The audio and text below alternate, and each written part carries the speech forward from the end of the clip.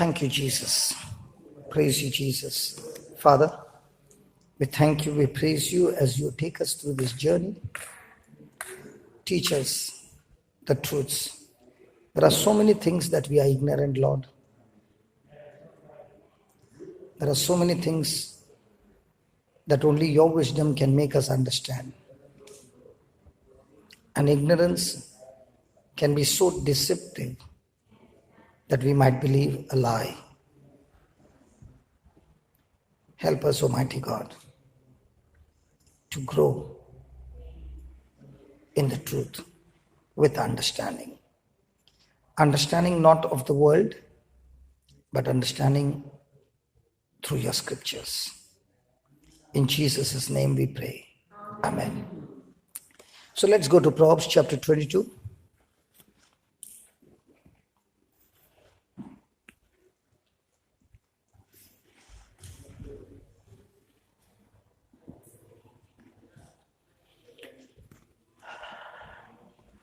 Proverbs chapter 22, verse number 6. 22, verse number 6. Train up a child in the way he should go, and when he is old, he will not depart from it. Train up a child in the way he should go,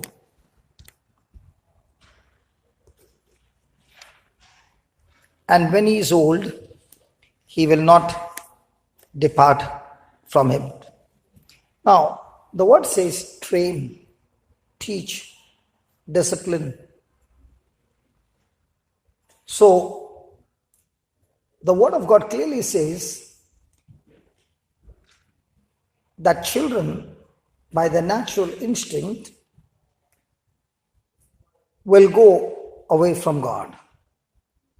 And unless they are taught, they are trained, they will not turn towards the Lord.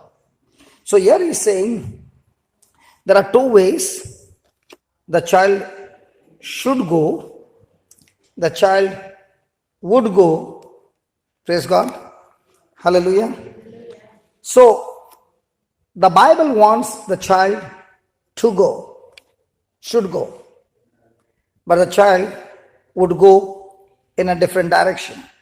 Now let me give you my own life experience. In my life, I see now, when after coming to the Lord, that God had given me many opportunities to turn myself to Him, but I never did it. Many a times I keep questioning myself that my parents, my brother, my sister, and when I look at myself, I'm the one who is entirely different from them. Sometimes I even question, might be there was an exchange that took place in the hospital, because I'm entirely different. We would have the family prayer, we would have everything, but right from childhood, my mind was all the time, how do I go and create a problem? So I would always be in fellowship with people who are troublemakers. Praise God. Hallelujah. But in spite of that, I was in standard 6th. And Thursday was the weekly holiday in school. And there was this priest who invited us to the seminary every Thursday to come and spend some time. So we would go there to play football.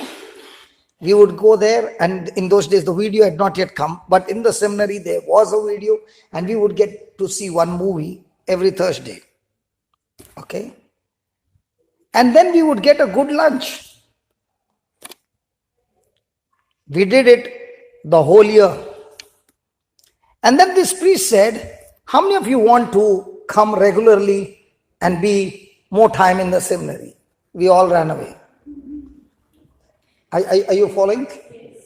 So we enjoyed the facility there, but did not turn to God.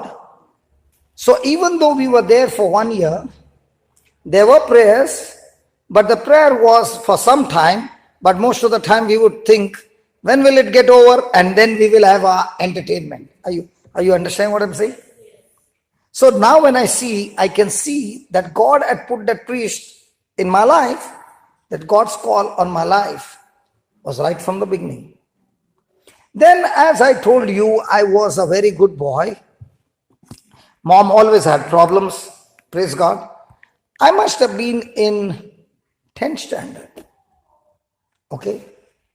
A foreigner had come on the grounds in Bombay at Shivaji Park, on the main ground, big ground. And there was a lot of advertisement. And my mom, every time there's a prayer, she's there. I think from before I was born, 1965, okay, before I was born, every Wednesday, whether it's sunshine, rainy, storm, flood, she will be there at Mahim Church for the novena. I don't think so she has ever missed one Wednesday. Praise God. So she took me to the ground, and because she wanted me to study well, praise God. And when and everybody had to be on the ground, okay. And this man began to come and preach and all that. And I was watching him. And there were many who were getting healed. The blind eyes opened, the deaf ears opened, and the crippled were walking. And I was just watching, but it did not affect me. So again, God began to show that the Bible is alive through this man who came. When I reached 12th standard, again there was another one on the ground, and I saw that one as well. So in my life, I saw many a times God doing supernatural things. Praise God. And God calling me, but I never gave myself to the Lord. So by now, I was well trained in the life that God did not want me to go. Are you following? So my training was excellent when it comes to living a worldly life. Praise God.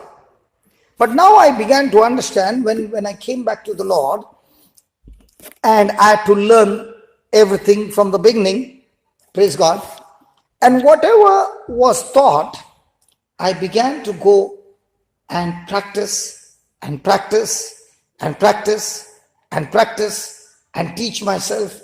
And I found the secret that as long as I change my thinking and do what the word says, I find myself that I'm not going to the direction which I used to go. Now I began to learn the new way that God wanted me to go. And this was not by fluke, by luck, but by training. Praise God. As my brother Vincent was saying, when I entered his house, that time his children were small, and therefore these children got to witness a lot of things happening, a lot of healings happening, and they got taught, trained in their tender age, and therefore even as they are growing, they are still continuing in the way that God wants them to go. Hallelujah. Hallelujah.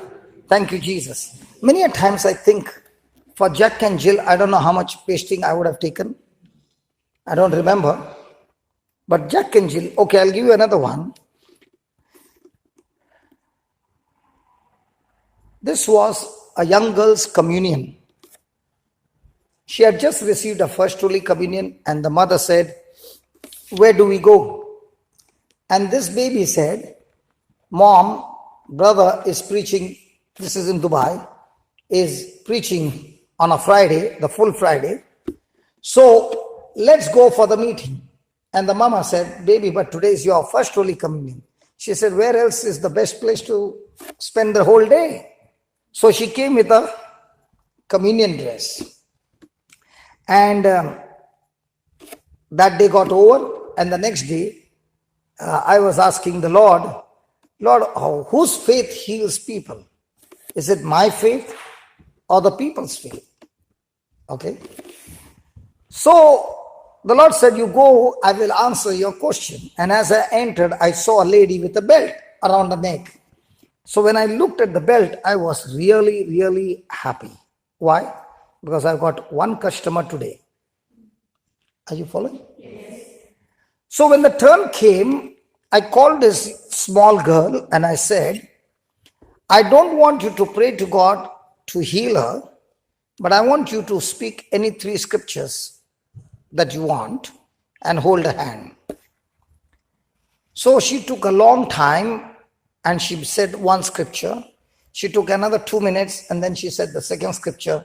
She took another 2 minutes and she said the third scripture. And when she said that, I told this lady, now take off your belt. She said, no, I won't. I said, why? But she said, more than the belt, my hand doesn't go up to reach up to the belt. I've got a problem in my hand and it doesn't go up to the belt. Praise God. So I said, okay, so why don't you use your hand and take it out? And as she began to move, she saw that the hand began to move and she lifted her hand, she took off her belt and she was completely healed. Now, watch this. So I asked this girl, your mama has taught you nothing less than 300 scriptures. They have everyday scriptures. Why did you take such a long time to speak 3 scriptures? You know what she answered? She answered, Lord, I know so many scriptures. Tell me which scripture should I use that will heal this woman. How old is the baby? Might be 9 or 10. What age do they get? 8 or 9. Okay. Now, the younger one is just 3 years old. She comes to me and says, even I want a chance. She's the 3 years old. So I call somebody else and she takes the mic and she says 2 scriptures and the person gets healed. Now, why is these 2 children speaking so many scriptures? Hello? So in their house, what's the mama teaching? Academics more or scriptures more? And which are we teaching? Imagine the kind of coaching classes and the money that we spend and all that. We spend for all that. And you did get the knowledge and you need the knowledge to get into the job. Now, let's say you got a job, good job. You are fantastic in your studies. You are the highest. But when you went there, you faced every kind of insult and abuse by your colleagues. Will you survive there? And if you're a sensitive person, do you know when you go to Nimans is in Bangalore. It's a mental hospital.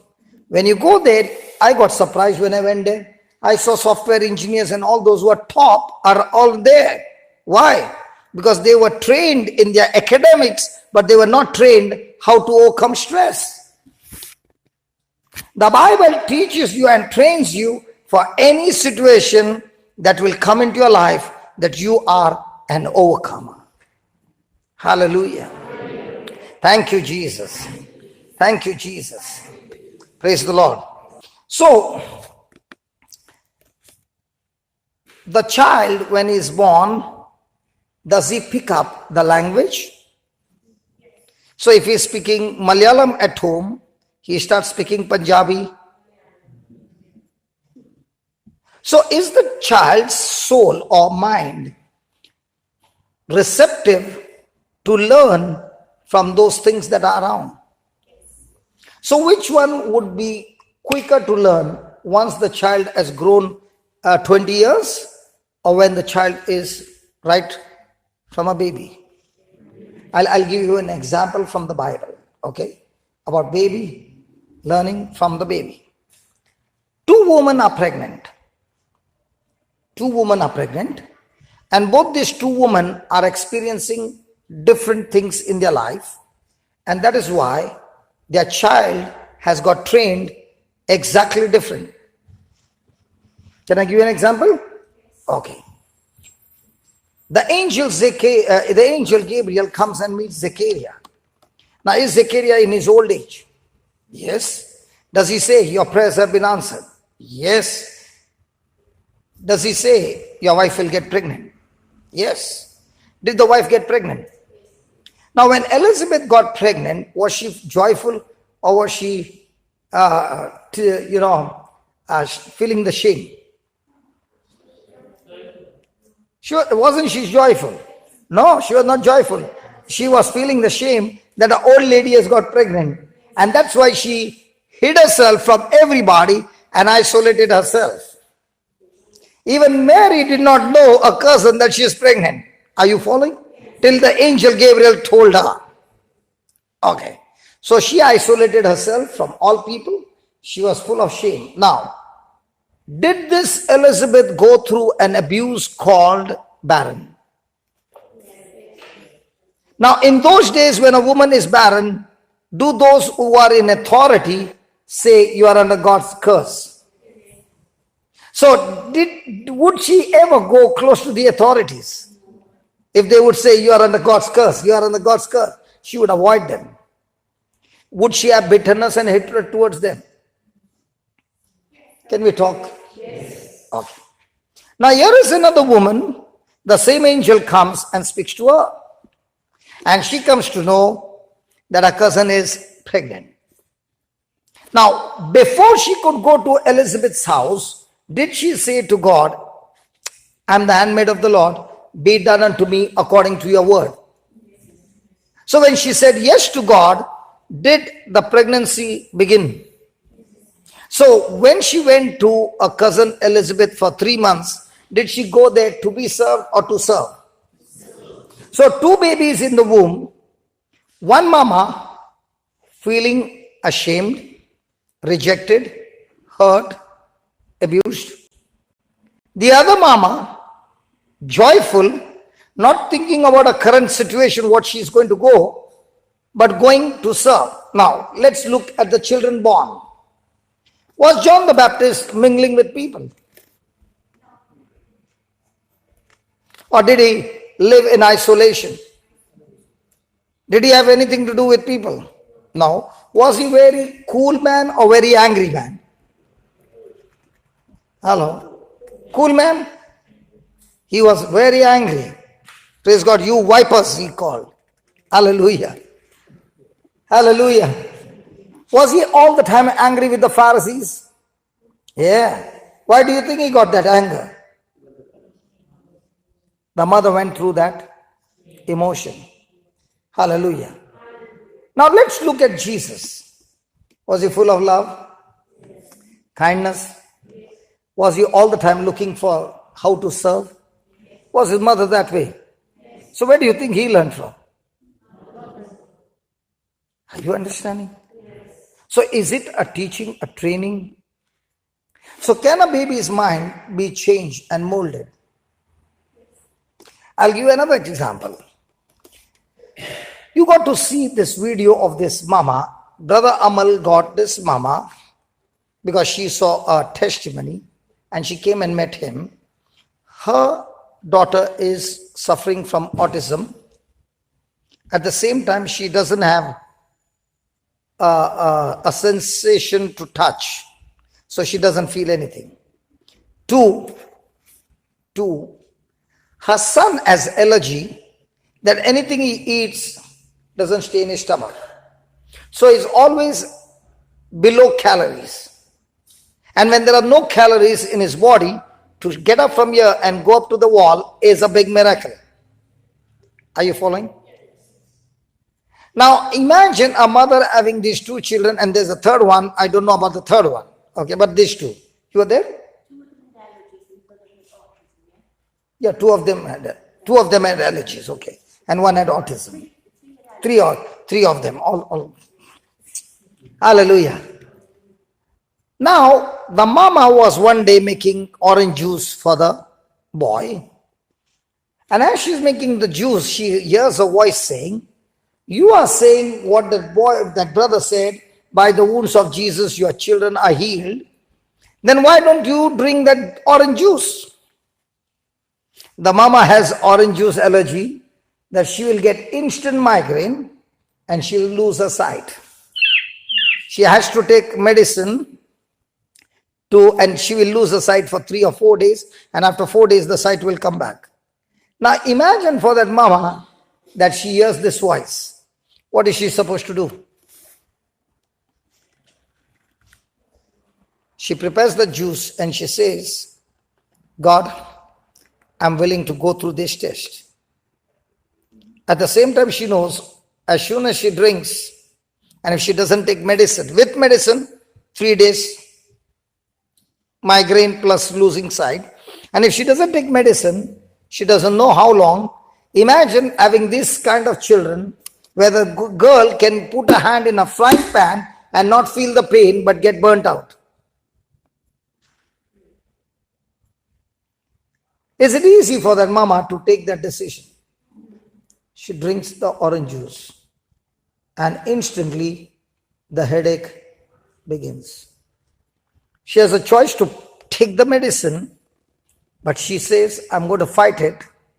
And she's closing her eyes and she's going on speaking scriptures that she had learned.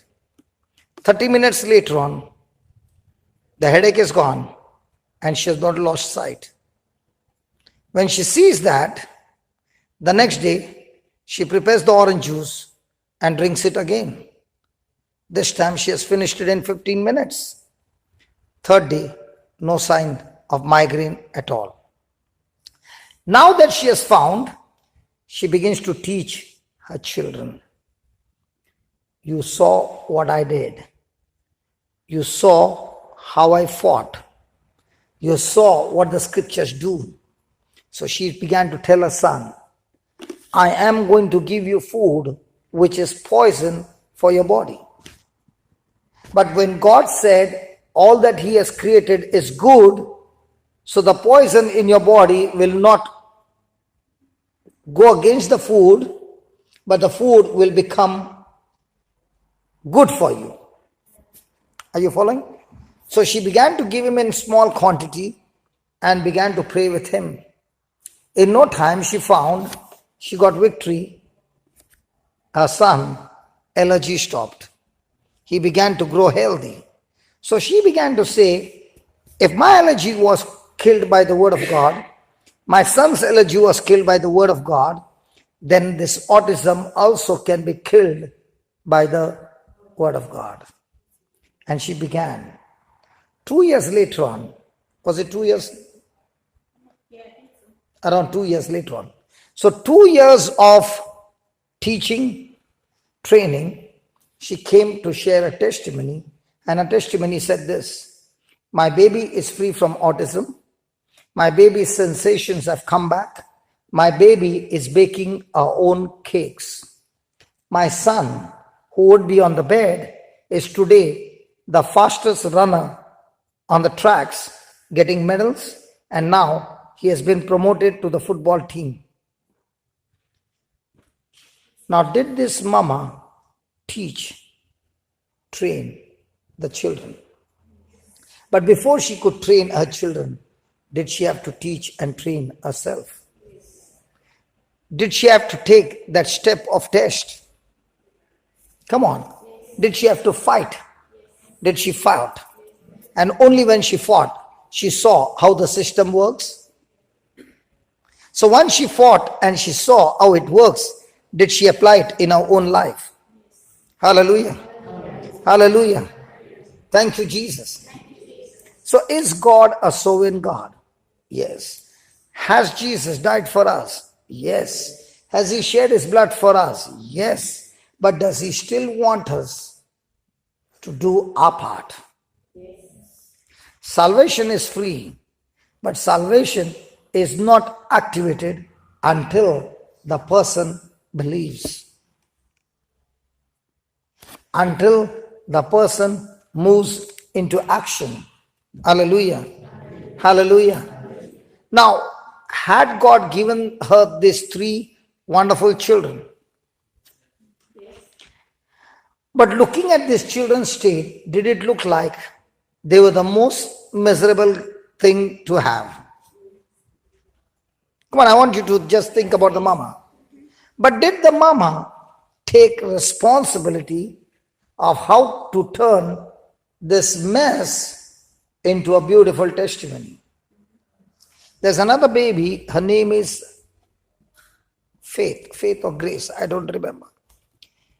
She had a tumor right on her spine.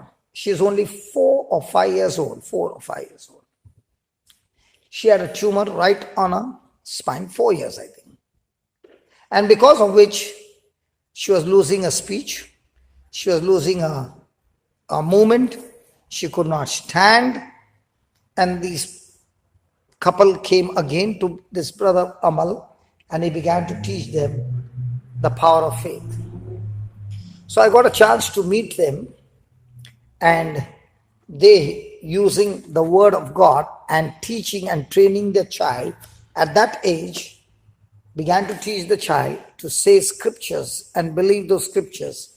Today, she's completely free from the tumor. Her total body is healed because it had gone into a spine where they could not even touch her. We can give you testimonies after testimonies where the responsibility came on the mother and father, but they themselves did not know how to fight. But when somebody gave them the teaching through the word of God, they became such strong warriors that they went and fought the battle and turned that mess by taking responsibility and fighting the battle of faith, turned it into victory. Hallelujah. Hallelujah. If these parents could turn that bad situation into victory, can the parents take the situation of their children and by teaching and parenting the children, lead them into the right path? Listen, my friend, there is nothing that you are going to get without a good fight of faith. And that's what Paul said to Timothy, fight the good fight of faith. Praise God. So let's go and see the first point that you got to understand while you want to parent your child is to train them early. So let's look at a mother. Today we are going to look at a lot of mothers. There's one more mother here in 1 Samuel chapter 1, and this mother has no children.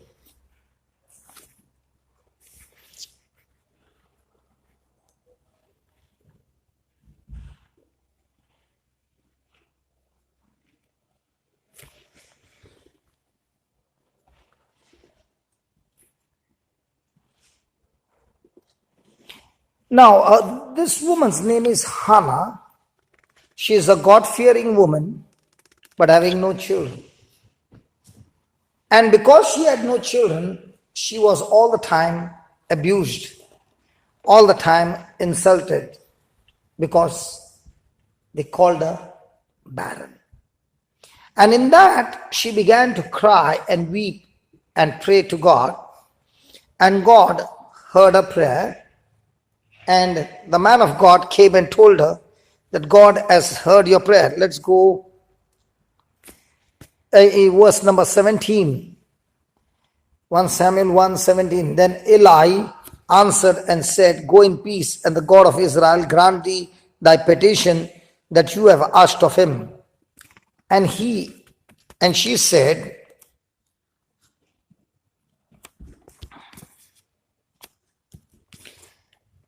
said, let thy handmaid find grace in thy sight. So the woman went her way and did eat, and her countenance was no more sad.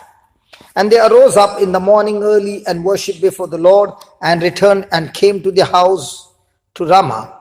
And Elkanah, that's the husband, knew Hannah his wife, and the Lord remembered her. Therefore it came to pass, when the time was come, after Hannah had conceived, that she bore a son and called him Samuel, saying, because I've asked him of the Lord.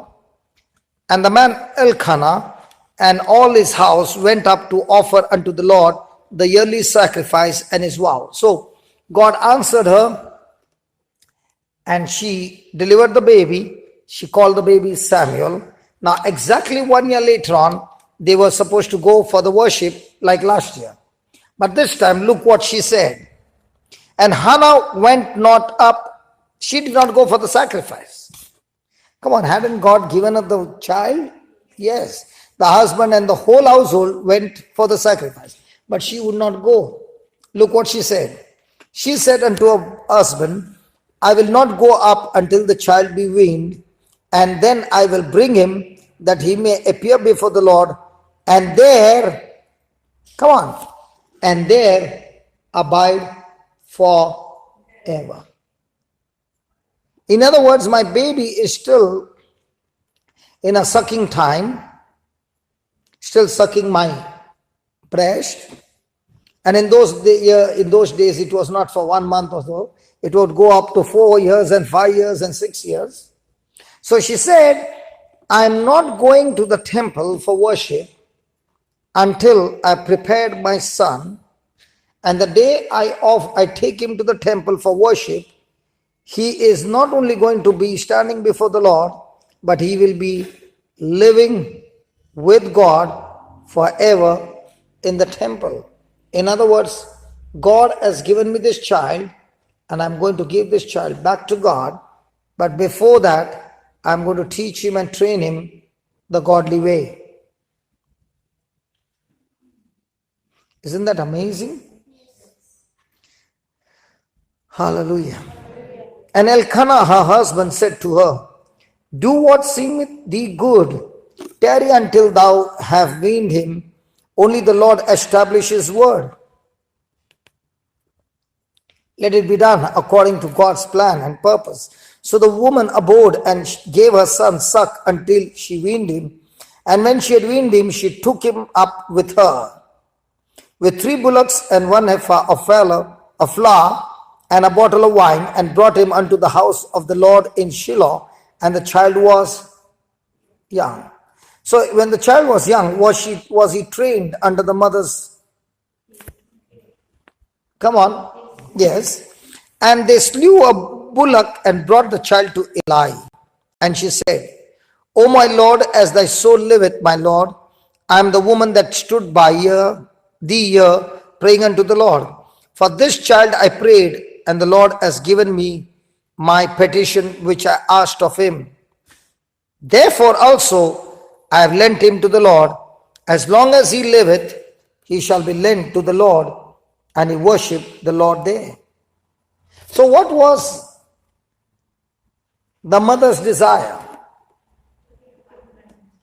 That I want a baby, I'll teach my baby, I'll train my baby, and my baby, when my baby is young, I will introduce him to the Lord in the temple, and from then on, he will no longer live his life for himself, he will live his life for God.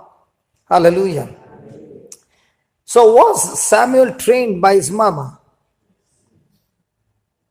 Now let's say Samuel is come to this world, but the mama, instead of training him with godly things, is training him with ungodly things. Will Samuel have the same kind of mindset? So can the baby's mind be taught, trained, and renewed? Praise God. So let's go and see another child who was trained, but this time not by a mama, but by papa. All the mamas were happy. Because I see. Okay, let's take a papa. Let's go to Proverbs chapter 4.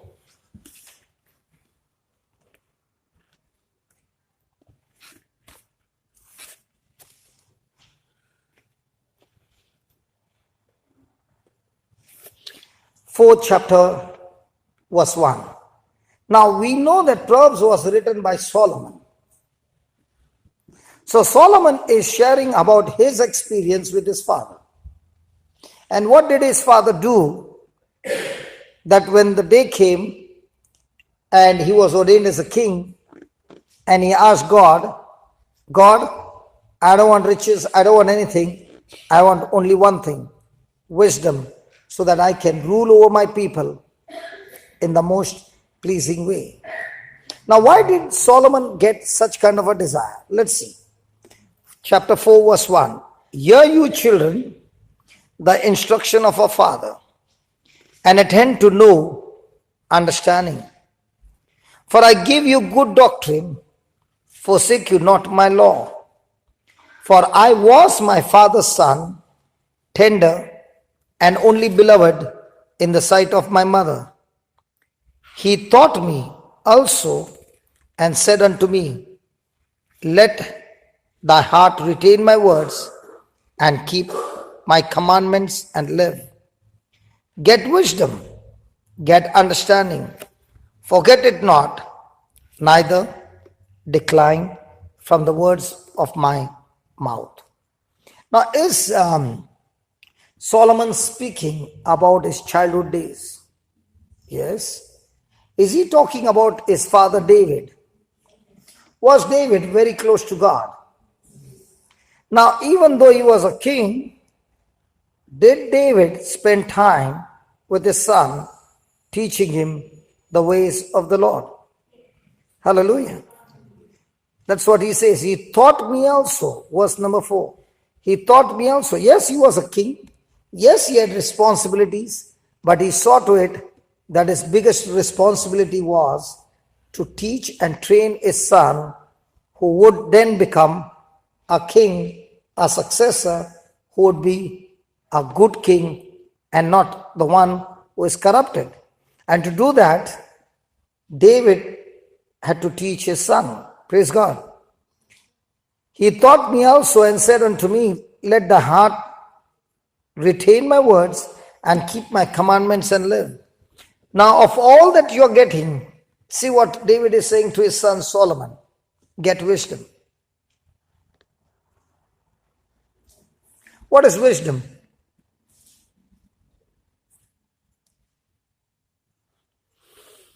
Hello, what's wisdom?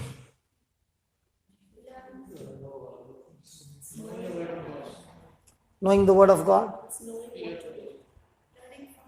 Yeah, wisdom is the beginning of the fear of the Lord. Yeah. Is wisdom? So what is knowledge then? If learning is wisdom, then what is knowledge? Wisdom allows you to know what's good or what's bad. And knowledge? Now, question. Are you getting knowledge right now or wisdom?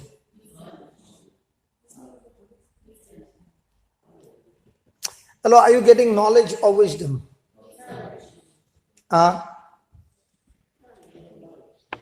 Confusing, man. Okay. When I get knowledge, knowledge does not profit me until I have the practical application of that knowledge.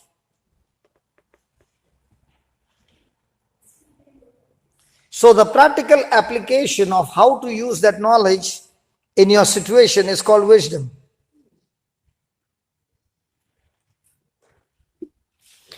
So if a person has got knowledge, he comes to a situation when he doesn't know what to do. But that knowledge that he already has, the Spirit of God will give him at that moment an idea or an inspiration that will solve the problem. That inspiration is called as wisdom.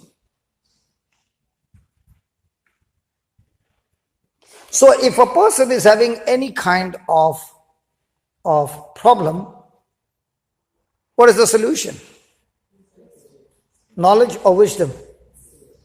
For example, I had an issue of my marriage. And my situation was that when I was a bad man, my wife stayed with me. When I became a good man, she went away from me. So what will you ask? I'll give you an example. When I was in the club, when I was in the gang, she stayed with me. She did not go. Everybody told her to leave her. She would not leave me. So she snatched me from Satan's hands and got me to the Lord. Wasn't it good? Yes. So I got into the Word of God, and the Word of God became my life. Now began another problem. If the word of God said this, then everybody in the house has to do this. Now I became Hitler. At that time also I was Hitler. But I was a Hitler with wrong things. Now I was a Hitler with good things. Praise God. And one day, the word came out of my mouth. Surely life and death is in the power of the tongue. The word came out this way. When I was angry and nothing moved, I have to give them a little fear. So the word came out this way. If you want to stay in this house, which is mine, you better listen to me, otherwise you can get out. Possible for a man to say that? Yes. Oh, you all don't know? Thank God. So she did not speak a word and everything was cool. Everything was cool. 4 months went by. The exams got over. The day the exams got over, that day the mom and the sister came from Bangalore. And I thought they came to stay. It's okay. But the sister had come to stay before as well. For more than 2 months she was there. So I said, okay. But then I saw bags are being packed. So I said, where are you going? She said, this is your house. And you are the head here. And I'm going. I said, why are you going? She reminded me, it was you who said, this is your house. And if you want to stay here, you better obey me. I'm going. And looking at the mama and the sister and the bags and everything, it was a totally well-planned story. That's why women are very smart. So I said to her, listen, out of anger I said it. I did not mean it. And she said, preacher, death and life is in the power of your tongue. You said it, you shall eat its fruit. So my next sentence came. When I was so bad and everybody told you to leave, you still stood. Now I've stopped the club, I've stopped this, I've stopped that, I've become such a good man, I'm doing this, I'm doing that, and now you're leaving? She said, you are more dangerous now than before. I said, I don't understand why I'm so dangerous. So she said these words. In those days, your actions were wrong and you knew they were wrong. Today, your actions are wrong and you believe they're right. And as long as you believe you're right, there's no way you will change. So I said, how do you say that they are wrong? She said, in those days you were wrong in your actions, but today you have such spiritual pride in you that you don't even know you are wrong. Because you have got everything today, but you got no love. And I said, if I've got no love, why should I go and work so many hours and bring the money and look after you all? She said, no, you got spiritual pride. And unless that pride breaks, you won't change. And this spiritual pride will not only destroy you, it will destroy the congregation. I have to go. It's not that I hate you. I'm only going to stand at the other side. Watch you. The day your spiritual pride is gone, you can walk in. I'll be waiting for you. It's not that I'm going to divorce you, I'm going to reject you and get married to somebody else. No, no, no. I'm with you. But your pride has to break. So I said to myself, praise God, faith moves mountains. I'll go for 1 month to Pota and get her back. So I went to Pota fasting and praying for 1 month. 4 retreats, one after another. Praise God, it was the month of May. School had just got over. So before June, I have to get her back. Praise God. And it happened. I came back in June, believing that surely God had answered my prayer, and I was waiting for her, and there was no sign of her. Now I did not even have a number. And I began to question God. When I was a bad man, you never forsake me. Now when I've changed, why is it that my wife is not with me? And that's the time the Lord said to me, you don't love your wife? I said, if I had not to love my wife, why did I go for 1 month, leaving my business behind and going after her? Going after her means to get her. So he said, you don't have love because you are operating in faith. I understand you are operating in faith, but faith works where there is love. And if there is no love, it's like the fuse gone off and all your gadgets won't work. So I began to question God, can you tell me, if I don't love my wife, why should I go for 1 month? He said, okay, let's study love. So he took me to the topic called love and brought me to Corinthians chapter 13. And he said, when you read that word love, put your name there. Love does not have pride. Love is not rude. Love is kind. Love is patient. Love does not insist his own ways. Instead of love, you put your name there. So Johnson does not insist his own way. I could not read that sentence because it was always my way. Hello. And he said, everything that you did after you got born again, was it always your way? I said, because I'm the head. And he said, if you're the head and if you're the head of the family, I'm the head of the church. I loved my bride so much that I was willing to die for my bride, but you're not ready to die for your desire. You want what you want. So my journey began of love. So I said, Lord, can you give me a simple definition of love so that I can understand? He gave me a simple definition of love and he said, have you ever seen a doormat? I said, yeah. He said, you got to become one like that. I said, you mean to say every member of my family will come and stamp me? Oh yeah. Have you ever seen a doormat, when you stamp on it, it bites you? Hello? Then he asked me, do I love you? I said, yeah. Was I not like a doormat for you when I went on the cross? They crucified me, they insulted me, they abused me. Did I say a word against them? No. Did I only love them? The day you become mat, your wife will be with you. So I said, okay. Then one day I was driving my car and there was a dog who was sleeping by the roadside. And as I told you, I'm a troublemaker. So I took the car close to the dog and honked. And the dog kept looking at me but did not move.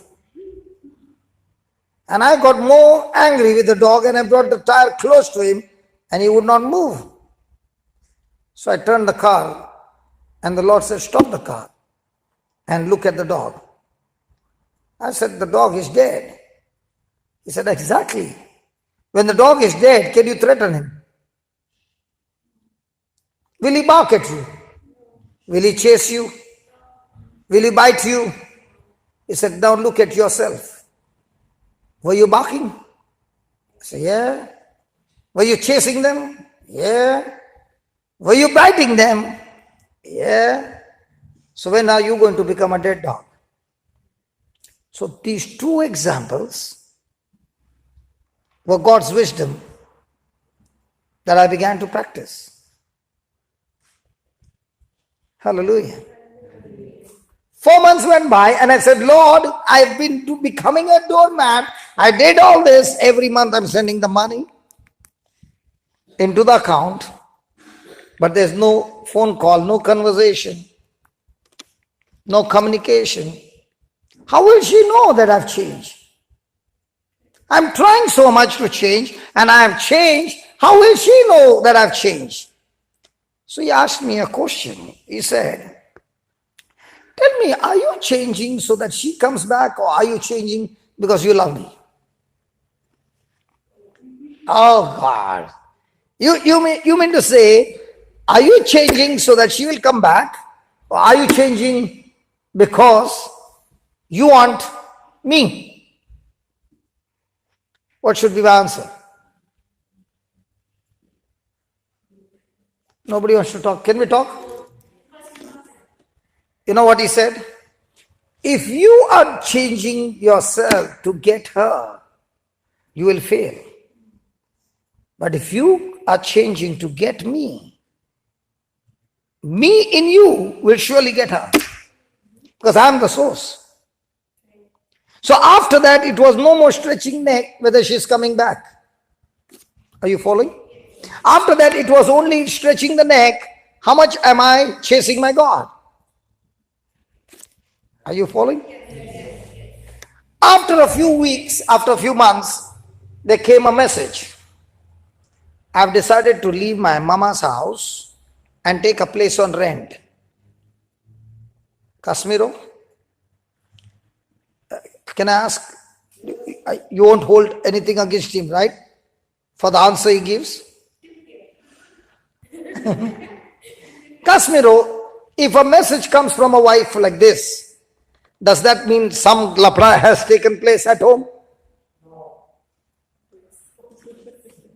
No. That some lapra has taken place between the mother and the daughter.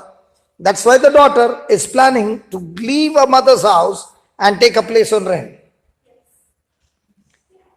Come on, it's common sense, yeah. No, don't answer. You don't answer. She, I know. Even after that, I'm going home so I can pacify her. Huh? Because all these months, she had no problem. Suddenly she says, I'm leaving my mama's house and I'm looking at a place on rent. Why do you think she sent this message? So that I can come home. See, smart girl. So that you can pay for the deposit. You can pay for the rent because I got money. Hello? I got money so that you can buy some furniture for me. Now what should I do? If your wife is in Bangalore and you have got business in Bombay, if you buy a place for her in Bangalore, will she ever think of coming to Bombay? Don't talk. I'm just asking a question. Keep the answer with you. For a woman, if she gets a house, very difficult to leave.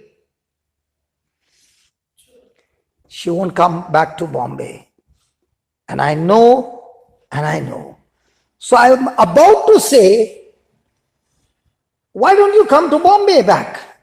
Everything is there. And the Lord said, do you love her?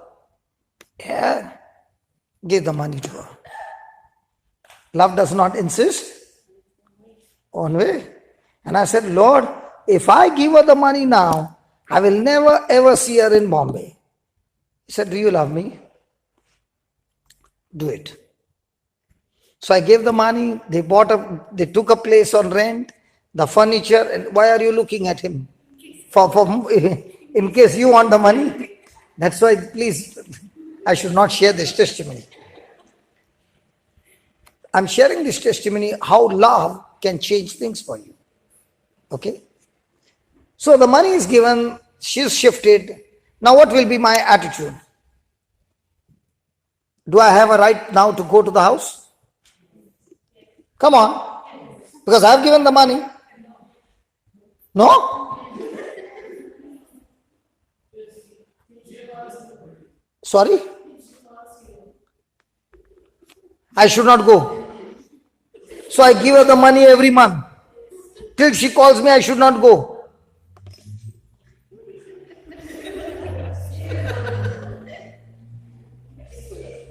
This is the mind of a woman. Mind of a man? Huh? Vincent? Sorry, what did you say? I would say wait for my Yeah. wait for my WhatsApp. You'll wait for your WhatsApp. Let him wait for my WhatsApp. Let him wait for my WhatsApp. Now I understand the mind of a woman. The Lord said, you have planted the good seed, but the season is not right. The good seed will be destroyed. Don't go. Continue. And then I got a retreat in Mysore. So I went there for the retreat. And to go to Mysore, you have to pass through Bangalore. So I finished my retreat and I'm passing by. The bus is, the train or bus, I think bus is late at night. And I've reached in the evening. I've got 4 hours more. So I just, by now the transaction communication has started. So I tell her, I'm in Bangalore. Can we meet somewhere? I'm just come from Mysore. Tonight is my bus. I've got 3 hours. Can we meet? And she says, why don't you come home?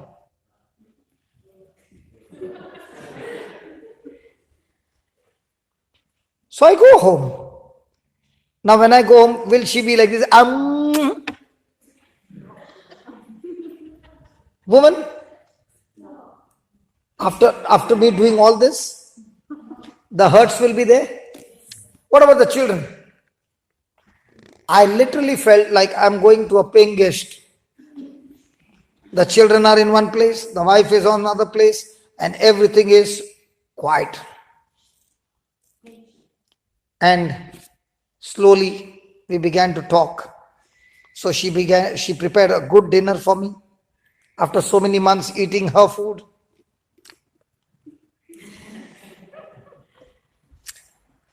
After the dinner was over, I picked up my bag and I said, okay, I'm leaving.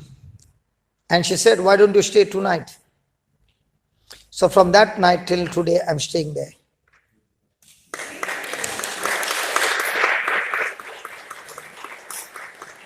Now, did we pray? Did we have any argument? No, nothing at all. I stayed in Bangalore for 7 months doing nothing. And she used to go to work and I was at home. And I began to ask God, why did you bring me here? I am going mad. And I said, just stay there. Just stay there. Just stay there and just operate in love and I'll show you. One fine day she came to me and she said, what are you doing here at home? Why don't you go and start some ministry in Bangalore? I said, listen, when I start something, I go at a very high speed. And she said, listen, this time it will be different because you have changed. Another thing, those were the days when I was depending on you. I'm no longer depending on you. God is my source. So I let you go as far as you want to do God's work. I have no issues. God taught me to stay without you, depending on Him.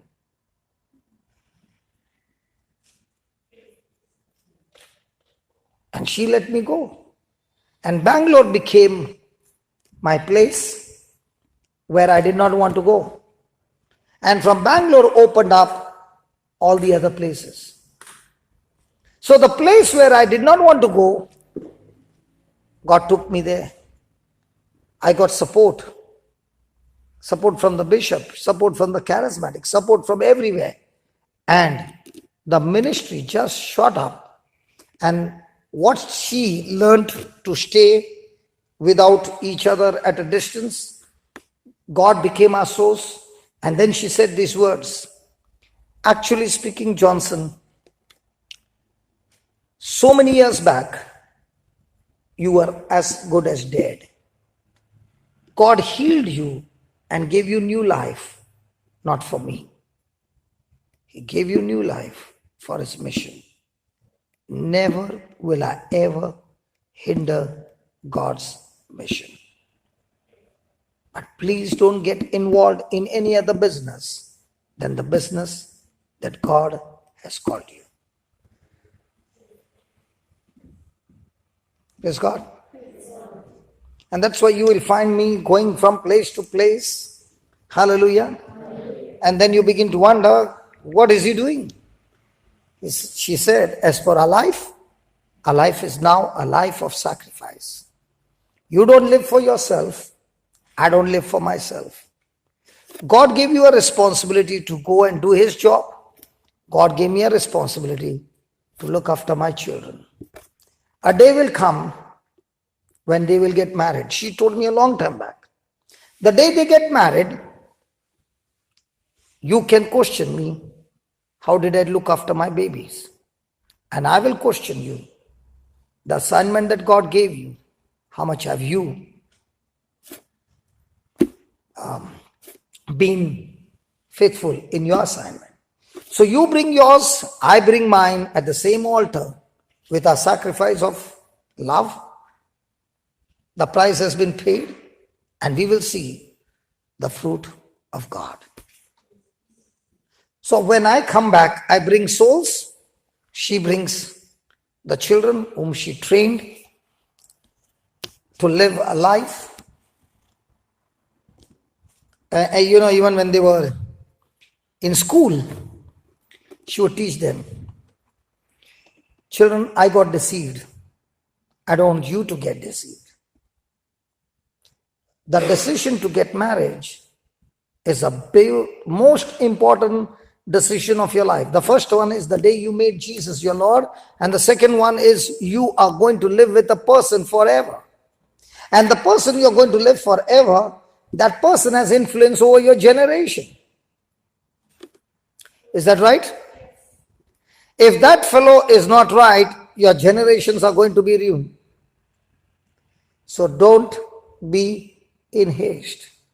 And if you take my advice, God has called you to study, be serious in your academics, leave the rest to me. I know my God will help me to select for you God-fearing boys. So in their life, they never had anything to do with their boys. Their best friend was their mother, and they would all the time talk to their mother. And the mother found the two boys, both God-fearing, both active members in the church, both in excellent academics, excellent in their workplace, excellent in everything. And she said, what you are teaching, I made Habakkuk chapter 2 as my vision for my children. And on the day when the second baby got married, she came to me and she said, have I fulfilled my mission? Because I always wanted her to come with me wherever I go. And she said, no, I cannot come with you because I got my responsibility, you got yours. You keep yourself on your path, I keep on my path. A day will come when you bring your best, I'll bring my best. And I'm so proud to say, God gave me the best woman who could train me, what do you call, a wild bull, tame me, praise God, tame me and bring me to my senses. And not with fights, but with love. And what I love about her is that from the time the Lord changed my life, she has never ever opened a mouth to remind me of what I did to her. She says, when God has forgotten it, I remember it no more. Praise God. Praise God. Hallelujah. Hallelujah. Others, is it easy to send the husband for so many weeks and so many months? She says, you don't live for yourself, I don't live for myself. This is our sacrifice. In your sacrifice, praise God, souls are coming into the kingdom. My sacrifice is, I will be praying for you. It's a partnership. So is it a good training? Hallelujah. The second point, first one is that you train them early. Praise God. Second one is parenting requires obedience. Now the first point, did we see Hannah teach Samuel? Hello? Did we see David teach Solomon? Now, did Samuel become the high priest? Did Solomon ask for riches or for wisdom? What did these children learn? They learned that God is the source, and from Him alone will all good things come, and your destination will be awesome. The second thing that we learn is teaching children requires obedience. Let's go to Ephesians chapter 6.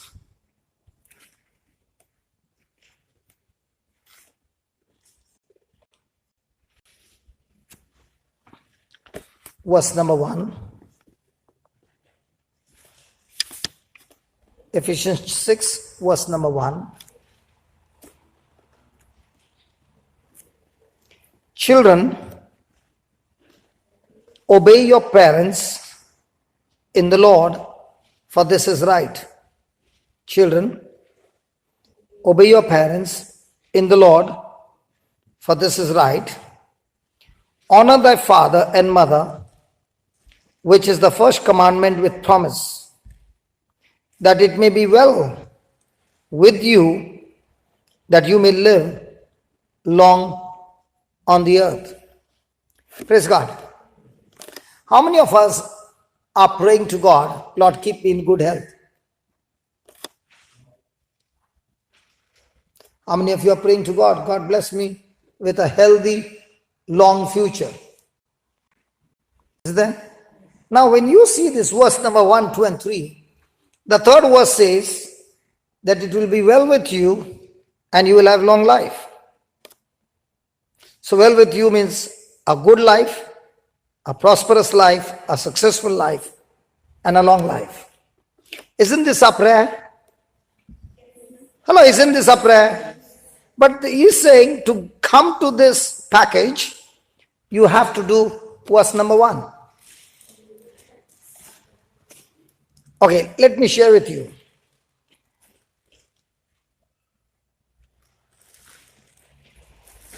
I don't know why. I really don't know why. God's favor on my life was right from childhood. God prospered me.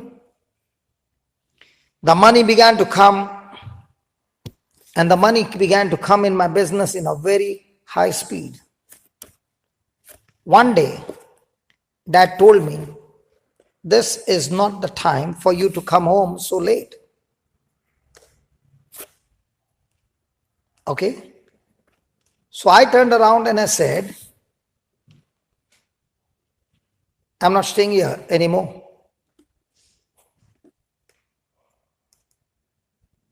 And I picked up my bag and I walked out of the house. While leaving, I said to my dad, what you earn in a month, I earn much more than that in one day. I don't need to stay in this house. I can take my own house and I can live my life. Now, did I honor my father? From that day on, something happened in my business. Everything went wrong. And it went wrong in such a way that I went into debts. The same father paid my debts. And when he paid my debts, he did not even ask me, weren't you the one who told me that what you earn in a month, I earn in one day? When I was in debts, he came and he handed over the money, did not ask me anything, and he just went off. When I came for the retreat, I began to realize that when I began to study the Word of God, and this is the word that came to me long time back in my early days, and I began to question. The day I fought with my parents, my dad never cursed me. But that dishonor activated a power that destroyed everything that God gave me. Then I again began to see, from the time I got my retreat, I came back to the Lord, I wanted to reconcile with my dad. There's a scripture, and if you have anything against anybody and you come to worship, leave your offering to the altar, go and reconcile. So I went to meet my dad, and it backfired. Second time I went, it backfired even more. The third time I went up to the door after praying, could not ring the bell, and I ran away. Praise God. That day was a Bible class, and I went and told my Bible teacher that I'm going through this and I don't know what to do. And that's the time she said to me, come on, let's pray. And I've been praying for this reconciliation, I think more than 5 months. And that night, the Spirit of God came upon me, and I was sobbing like a baby after the prayer. My dad goes to sleep at 8:30 or 9 o'clock. Surely. And the Bible class got over at 9:30, I think, or 9 o'clock. And I told the teacher, I'm going right now to my father's house. She said, why? I said, I don't know why, but I've got so much of faith now. I'm so confident. Tomorrow my confidence might waver. I'm going right now. If a person is angry with you and is gone to sleep, would you ever try to go at that time? I went straight from the Bible class, straight there. And when I went to ring the bell, the thought also did not come, and I rang the bell. And when I rang the bell, my dad opened the door with a smile. I sat down and we began to talk. God had changed my dad. Hallelujah. We became best friends. Best friends. And when this unforgiveness and bitterness was killed, God blessed me to start the business again, and the business began to flourish. If you want, you can just have a look. Scriptures, you should use the scriptures and start looking into different statistics. Look at the parents. Look at the children who have taken care of their parents. Might be the ones who are taking care of the parents at that time were extremely poor. The son or the daughter was looking after the parents, and the parents were extremely poor, extremely poor. The son or the daughter, they are very poor. But yet they looked after their parents. But look at the next generation. The next generation will not be the same. God's favor comes on the next generation. Check it out.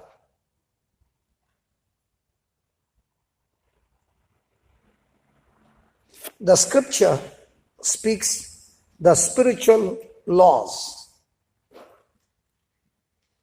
Hallelujah. And when we operate on the spiritual laws, the spiritual law says that parents should first teach children to obey them whom they can see. And if the children are not trained to submit to the ones whom they can see, do you think the children will ever submit to God whom they cannot see?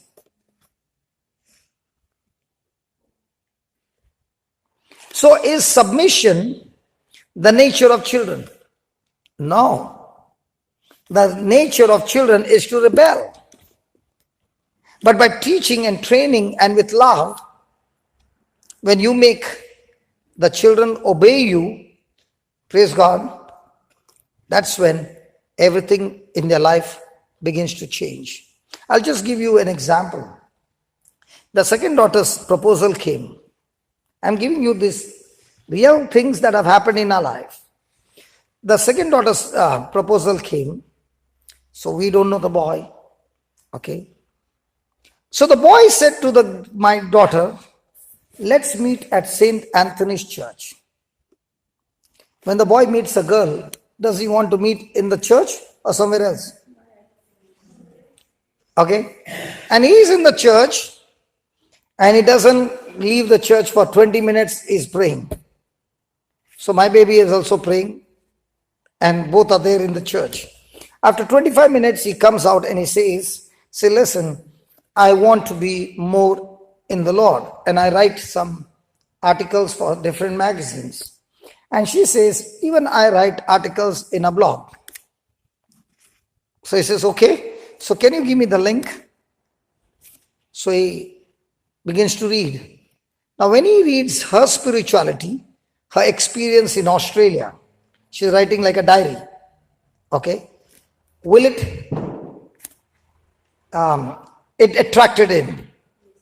So she said, I've been studying in Melbourne. I had got a good job and I'm moving to Canada. So when we get married, we can go to Canada.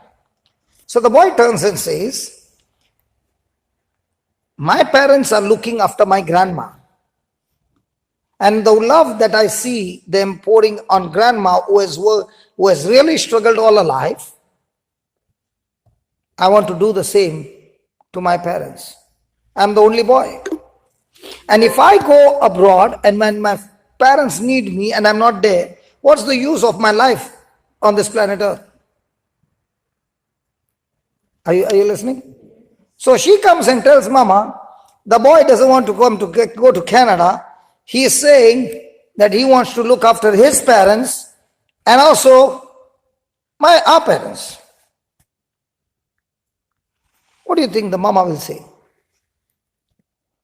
Baby, if a person is so much honoring the father and mother, you have got the best boy. Don't even think twice. Tell him, I throw my visa to Canada at the side and I decide to stay with you. And the baby goes and tells him, my trip to Canada is cancelled. I stay with you in India. When I begin to see the things that God has done in my life, there is only hallelujah, Lord. Thank you, Lord. It is not only that the boy is spiritual, but the boy is also educated at the highest level. So he's saying, the salary that you get, the salary that I get, when we put together, we are much better in India than going abroad.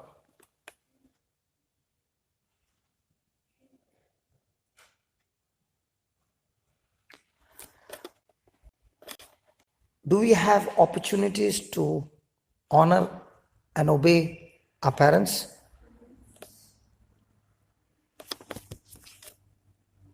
And let me tell you, the word says, when a person takes care of his father and mother, the Lord says, you will be blessed. Everything will go well with you and you will have great life.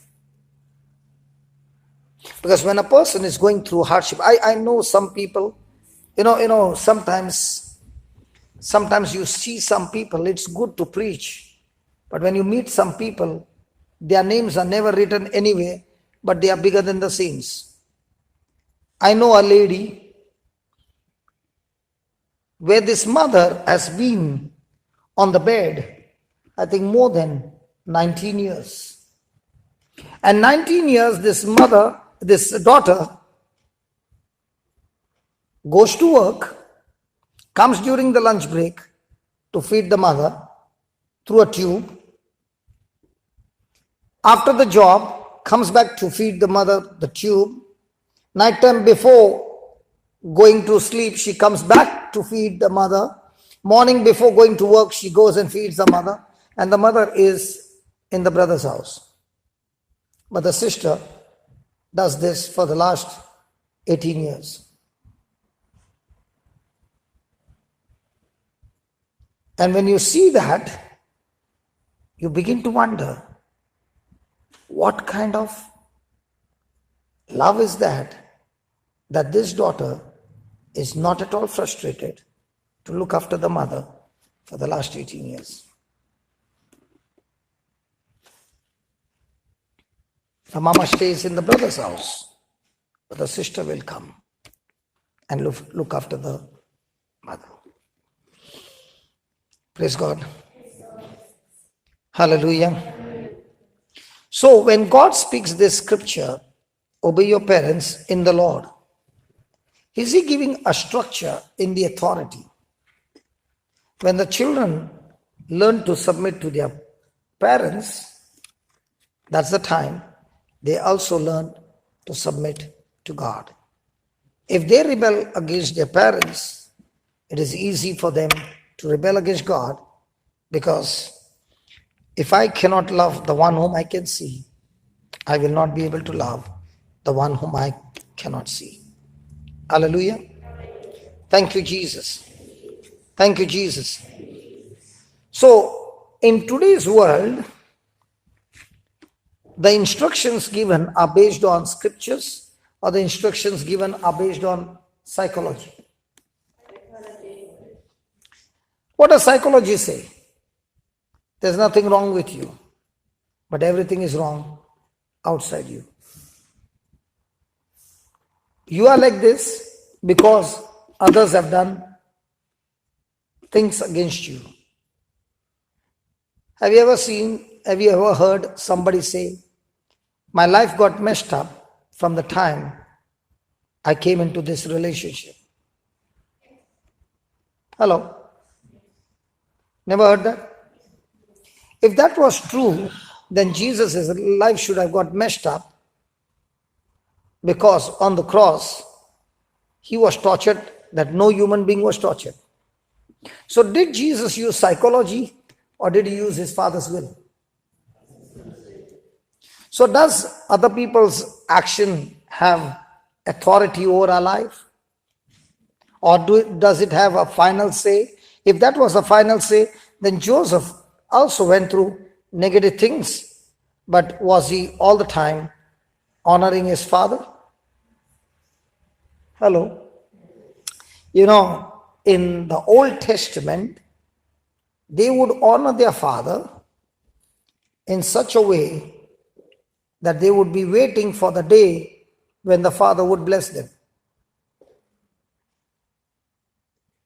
Why would they do that?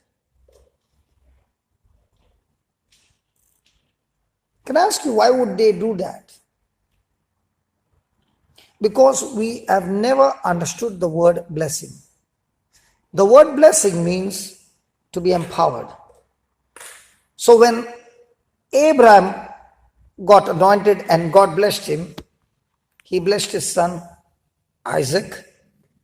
Isaac got blessed, and it was his turn to bless Esau because he was the elder one. But did Joseph deceive Isaac because he had lost his sight? Come on. He deceived. And Jacob got the blessing. Now when Jacob wanted to bless Joseph's children, he also was losing his sight. And Joseph brought his children. And when he brought his children, what did Jacob say? Who are these children? Was Joseph, when he was sold in slavery in Egypt, got married in Egypt? Yes. Did he get married to a Jew or an Egyptian? So the children were raised up in Egypt with the culture of Egypt or the Hebrews. So when Jacob saw them with that kind of appearance, what is the first thing he asked? Whose children are these? And Joseph said, they are mine. So Jacob said, okay, come here, let me bless them. When Joseph brought his children, did he put the elder one on his left side? And the younger one on his right side? Why did he do that? Because when he would bring his children, the father would put his right hand on the elder one. And according to the blessing, when the elder son would get his father's right hand on him, he would get everything double. Are you understanding? Oh, he is happy. That was in the Old Testament. The younger one is looking at me. That's in the Old Testament. In the New Testament, Jesus has put his hand, both his hands on you. Don't worry. Isn't that wonderful? Can you see how the teachings are affecting the children? Come on. So when Joseph brings his children and Jacob puts his hand, he doesn't put his hand like this. He puts his hand this way. And when he puts his hand this way, Joseph said, no, you are doing wrong. He said, no, what has been done is been done. So the younger one gets a double. Now why would they fight for blessing? Because when the blessing would come, the anointing would come, the anointing produced supernatural results in this children's life. So in the Old Testament, they would fight for blessing. In the New Testament, when people don't understand blessing, they fight for what? Property. Property is the fruit of blessing. So when they are fighting for property, is the blessing there? Has the curse come? What happens to the next generation with that property? The lawyer got the property by paying that much fees. Hello? Nobody's talking. They're thinking.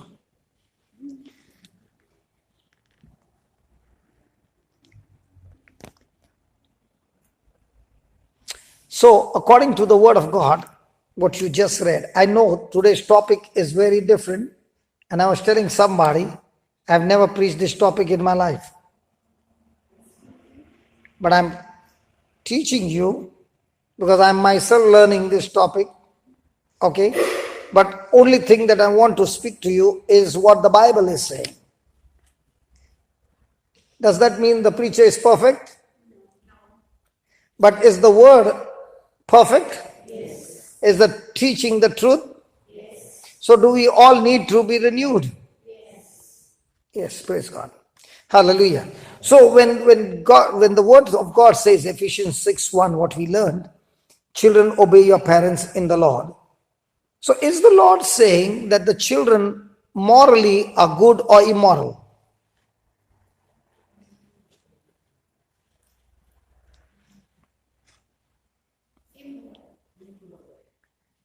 Because the very nature of children is to get knowledge. And at that time, how much of knowledge comes from television? Okay, I'll give you an example. There was this boy, might be in standard 8. He would not even go to the toilet or bathroom or anything. Full of fear. Okay. So I began to ask him, what do you fear? So he said, I start imagining there is a creature in the bathroom. Or there is a creature in the toilet. I said, where did you get that from? So the mama said, those cartoons that you see today. Our time, what was the cartoon? No, even that Tom and Jerry, we used to watch that, we used to have that comics, Mandrake, Phantom. But if you see today's cartoon, when you look at those creatures, even we feel, oh my God. Isn't that? Hello? Are the creatures ugly? And if that is projected day and night, and when something goes a little wrong, will those creatures start talking to you? And not only that, those creatures have become now toys, they play with them. You can turn their hand, you can do this way. And this boy had plenty of them. So I asked him, do you want that, or do you want to let go of this and everything will stop? So he gave away everything and we began to pray. After 2 days, it's back to normal. My friend, we as parents will say they are only watching cartoon. Tell me honestly, when you're watching Tom and Jerry, isn't it laughter? Yes. But is it Christian?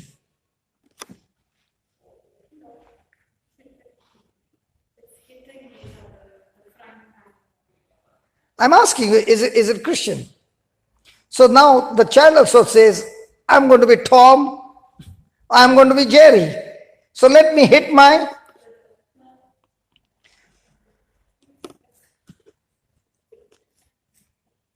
But they are good children. Hallelujah. Hallelujah. And that's why the Bible says, train them in the way they should go. So, when the papa and mama are teaching the children forgiveness, no revenge, will the children learn that? Okay, I'm going to share with you what happened. In my early days, I used to have a 1 hour preaching on the radio. And people who would be hearing it, I had a Skype ID, okay, so they could put the message on the Skype ID, and I would get the message and I would answer their question while preaching. So one day a person put this way, my marriage is on crisis, I need prayer. So it was a group, so everybody saw that message. So one of them from the group went into a private group and began to counsel him. He began to teach him the scriptures, did all those things, and praise God, after 2 weeks came the message, so much of our relationship has been improved and my marriage is restored. So now that person said, the person counseling, his name is Gary. Gary, what do you do? What is your profession? So he wrote, today was my first day to school. Okay, second, what subjects do you teach? Today was my first day to school and I am studying in 7th grade. He was 12 years old boy. The man froze. Hello, the man froze. He said, how do you know all this? So he writes, when Brother Johnson preaches, I text his audio and I convert it into emails, and everyday emails that you get, it comes from me. So when he's converting the audio into emails, is he learning the word? So does he have the remedy for his marriage? Hello. So I always remember that Gary boy restored marriage when he was 12 years old. Now if he had to write in the beginning, who are you? I'm Gary. Studying where, what are you? What's your profession? I'm studying in standard 7, 12 years old. Would the man take the advice? Even if the advice has to come from a small child, but it is the word of God will still work for you. It's not the age, it's not the person, it is the word which is the truth. Hallelujah. Thank you, Jesus. Praise God. Why did this happen? Why did this happen? Let me tell you. This family is in Kuwait, and when Gary boy was small, he and Gavin had a problem of stammering. Is that right, Baba? Benny? Yes. So they had a problem of stammering, and when children stammer, do they get a good reception with other friends? No. So because of stammering, they decided to stay at home. So they would go to school, every day torture, then come back home. Would it play on their mind? Yes. So all the time they would be sick. So when I came to Kuwait, I landed up in their house. They were complete strangers. So I was staying in their house during the retreat. And, as we were doing, I said, why don't we do the camera shooting? So the Brother Paul, their dad, would do the camera shooting. And the children were small at the time, and they said, we also want to help.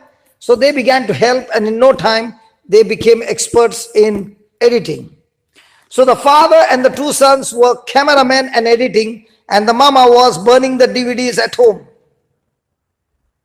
So by the time I've left, within 15 days, they have copied 1,500 DVDs every month, but never sell a copy. Praise God. So every month they would distribute. In no time, by the time I think Gary Boy reached standard 9, he went and bought the spare parts of a computer and assembled the whole computer without going anywhere out, by just learning on the internet. Now what was their stammering kept them away from others. Now there was a lady who was telling this mother, your children are never coming out for any social work, this thing. They will always be isolated and they will never be smart. The mama said, my children are not smart in the world, but they are very smart in the kingdom of God. Hallelujah. Gary Boy reached New York. He has finished his graduation this year and is going to search for a job. Gavin is preparing himself to go there.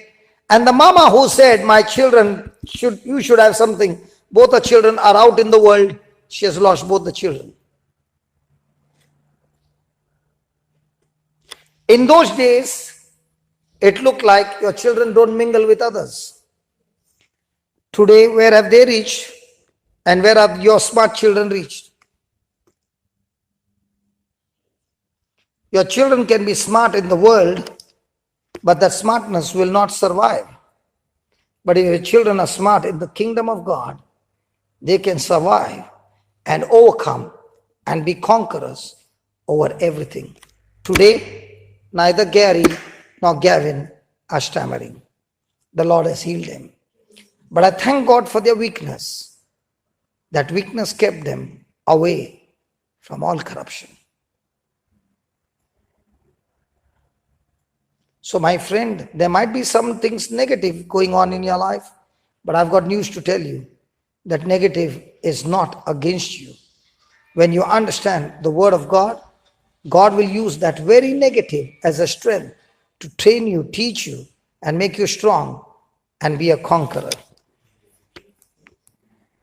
So stop looking at your weakness and look at the potential that God is in you. Hallelujah. So did that at early age, making those emails, help him? And let me tell you, in this last 8 years or more, there's never been a single day that the email has not reached. Consistency all these years. Praise God. Thank you, Jesus. So thus obedience is required by the children in the family. So did the family start from the day the children came or no? The family was already there. They are only the extension. Because many a time children feel, because I'm there, that's why the family. No, you're wrong. Before you came, the family was already there. You are just an extension. Okay, let me put it this way. Have you ever seen an eagle teach her eaglets to fly? When they build a nest in such a way that nest is so big, but it's made of thorns, and they're all pointed outside. So no creature can come close. Sister, you take my number from him and I want to talk to you. Okay. So the sticks are bulging outside so that no enemy can come close to the nest. The nest is built at the edge of the cliff. But the inside of the nest is extremely small. The nest might be so big from here to the wall, but the inside of the nest is very small. And it is full of soft cushion made of weeds and all those things put together. So the eggs are laid, the eaglets begin to grow. When the eaglets begin to grow, they begin to peck with their teeth and they destroy all the cushion. And now from underneath comes sharp thorns, extremely sharp. And as they are growing, the space inside the nest becomes small. So one eaglet is pushing the other one, and that one gets a poke. And when it gets a poke, the wing goes up. And when the wing goes up, the wing pushes the other one. And so in the whole day, their wings are exercising with pokes. Does the mother and the papa keep those pokes? Oh yeah, because if those pokes are not there, there is no exercise for the wings. Are you listening? Then comes a day, the Bible says the eagle stirs up a nest. Means the mama eagle gets inside the nest. First of all, the eaglets have no place. And when the mama goes in, the eaglets have no choice but to come out. And when they come out, they look down. So the mama pushes the eaglet out of the nest. And the eaglet starts praying, Heavenly Father, something is wrong with my mama. She's got a devil inside of her and she wants to kill me. Father, in the name of Jesus, I speak to this devil. Get out of her. Get out of her in Jesus' name. And now the mama pushes and the eaglet starts crying, help, help, help, help. And the mama is watching. And the eaglet is going like a stone. Help, help, help, help. But the mama doesn't move. Do you know why? Because when the eagle chooses its mate, there is a process, there's a system. The mama eagle will pick up a stick, go up and throw. All the male will go after the stick. The one who gets the stick first, what? Huh? She picks him. Absolutely wrong. She takes the stick and throws it again. And it goes on throughout the day for weeks, till one by one the males depart. The one who remains till the end becomes her mate. And so also all of you do the same. You check our patience before giving your heart to us. Praise God. That's why you are sure. That's why is the mama sure that the papa will pick up the eaglet?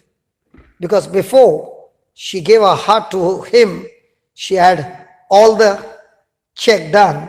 Because a day will come that day will not be a stick. And he cannot make an error. That day will be my own baby. And that's why she's confident.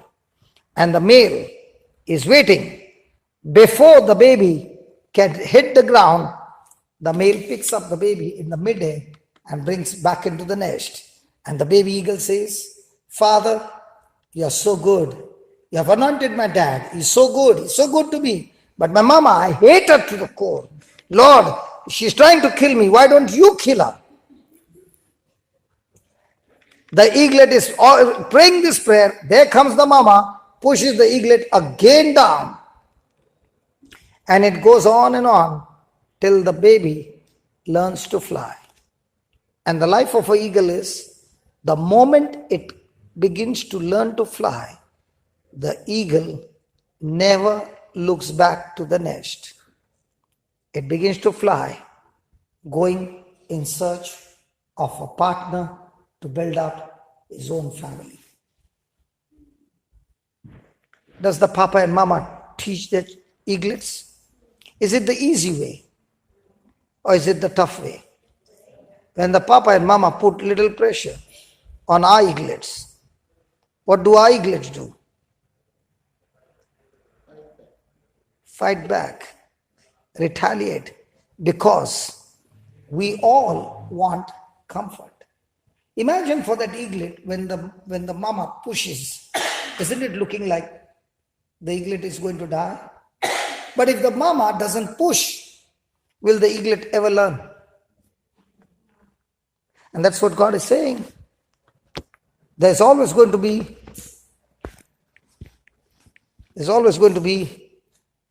pressure.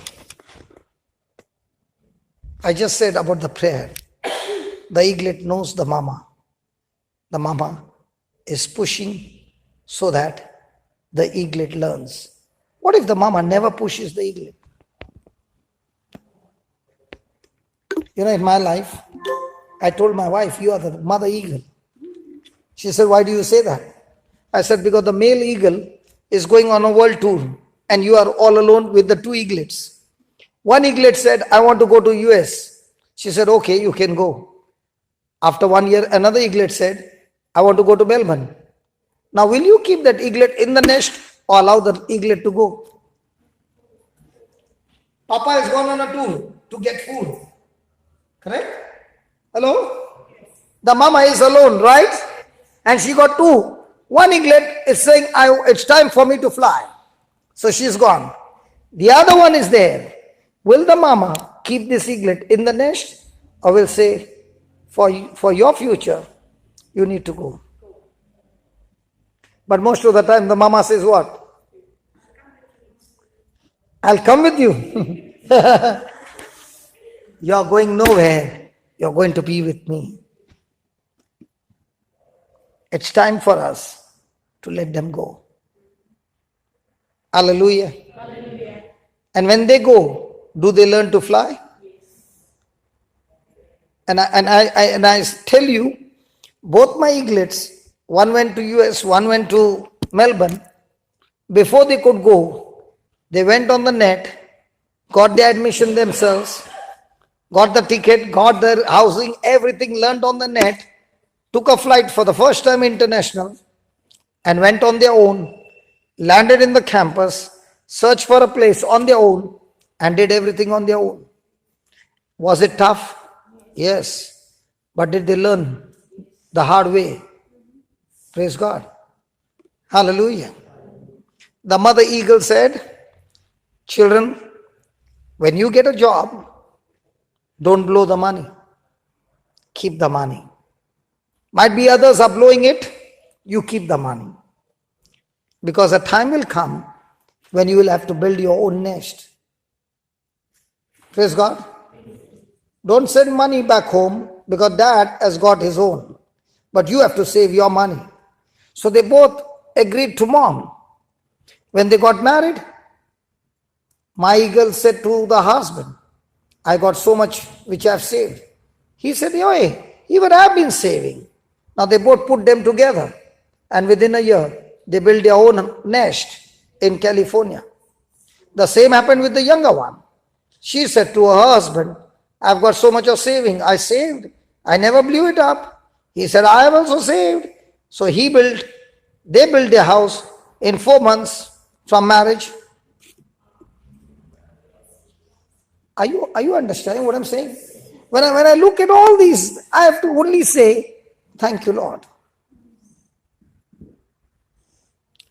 Are there people who earn money, good job? Do they blow up the money and still on debts? If a person has learned to live on debts, it's like cancer. All their life, they work only to pay the interest. They are messed up. If the foundation of that relationship is in debts, what will happen?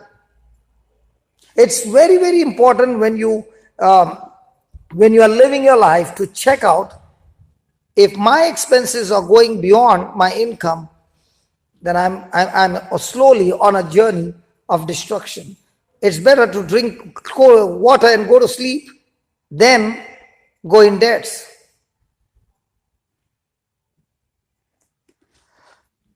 I'll tell you my story. Can I share my story?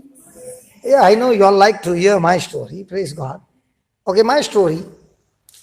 When I got a job, I'd never done a job in my life. Never. From the time I began to go after my father's business and then my own business, and it went on. So now when I lost everything, I had to get a job. Now that job is where every breaking thing started. Hallelujah. And that's the time I began to learn to save. That's the time I began to learn the value of money. I remember those days I had no money to even eat food. Praise God. The first thing that I bought after I lost everything was 5 chairs or 4 chairs. And those chairs were with me for a long time.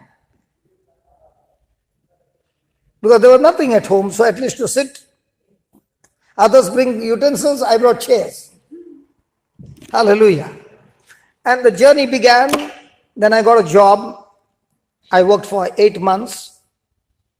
But with the job, I was studying the word. During the daytime, do God's job. Nighttime, go and do the night shift. Then again this way for 8 months. And the money that came, began to invest in God's kingdom. Praise God. God gave me the business. And when He gave me the business, I would not work for 8 hours. My working was about 15, 16 hours. That's why you will see me standing. Have you seen me standing? You can see me standing for 18 hours. There will be no problem with me.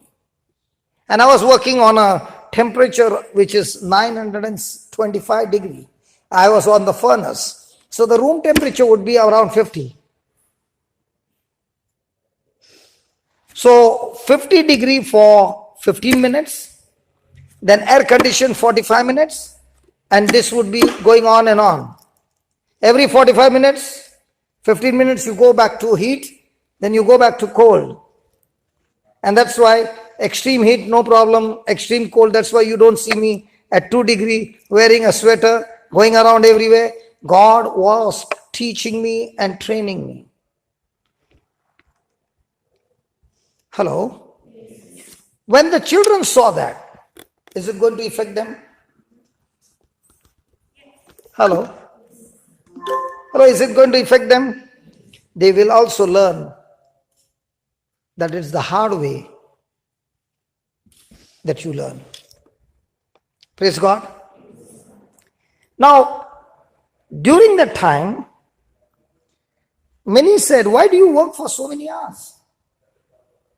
And I said, this is the time for my season. And if I work in this season, at the same time I would do the Lord's job. In a matter of few years, I had 2 factories. When God called me for full time, I was willing to give up my business, but those 2 factories are giving me rent that takes care of my house. So now when I come here, do I need to ask anybody for money? Is my expenses met? What if at that time I was lazy? My friend, every seed that you plant, at that time, it looks foolish. But when the maturity comes, at that time you say, thank you, Lord, for giving me the strength to go on putting those seeds that have changed my future. What I learned in these years is, God gives everybody a gift called time. Some use time as an investment, some use time as a liability. Whatever you have been using, because time cannot be frozen, it cannot be kept, it has to be spent. The Bible says a person whose back remains on the bed for many hours, he has already called the curse of poverty on his life. If you put your back on the bed for many hours, you are already in the spirit of laziness, and that is going to bring forth poverty and debts in your life. What we think is, if I pray, God will change the system for me. No, God is saying you stick to my system and you pray. So what is prayer going to do? Prayer is going to give you the strength to keep yourself in the system. Prayer doesn't change the system. What we think is, I can go in the wrong system, and prayer will get me still the result, the outcome of that. It is wrong. The more than the prayer is that I find the system right. When I find the system right, and now when I pray, in that prayer will work in that system and take me to the higher position. Hallelujah. So which one is more important, that I learn the system? And that's why the Lord is saying, come on, teach yourself, teach your children, and let it become your lifestyle. And when that becomes your lifestyle, every day you see supernatural things happening. Now today, let me tell you, thank God, sister, for your Austin. Yeah. That man with full heart fixed up the place. Okay. And the person who is supposed to come and open the hall did not show up. What must be happening to the person who organized? He's standing there from a long time waiting for somebody to come, and right up to 3 o'clock, no sign. And all he's saying is, brother, I'm still believing God is going to do something great. And I said, I agree with you. And at 3:05 he spoke again. I said, did the person come with the keys? Not yet. And 3:07 or 3:08 he gives me a call and he says, we did not get the keys to the hall, but just now we got the keys to the church. This was not the place. The place was in the hall. Hallelujah. Now, if he was not in the Lord and he is organizing, how much should have been the argument? Hello? How much should have been the frustration? How much should have been the irritation? And the wife was standing when we walked in, and he told his wife, don't move from here. Every person who is coming. No, not the wife. Oh, sorry. A friend. Sorry. So he said, sorry. He said, don't move from here. Just stay there. And everyone who comes here, direct them to this place. While he stood there till he could get the key, and then you saw him bringing all the sound and everything. My friend, every day there are different things happening. You have organized it, you have kept it, everything, and all of a sudden the person does not show up. What happens? Hello?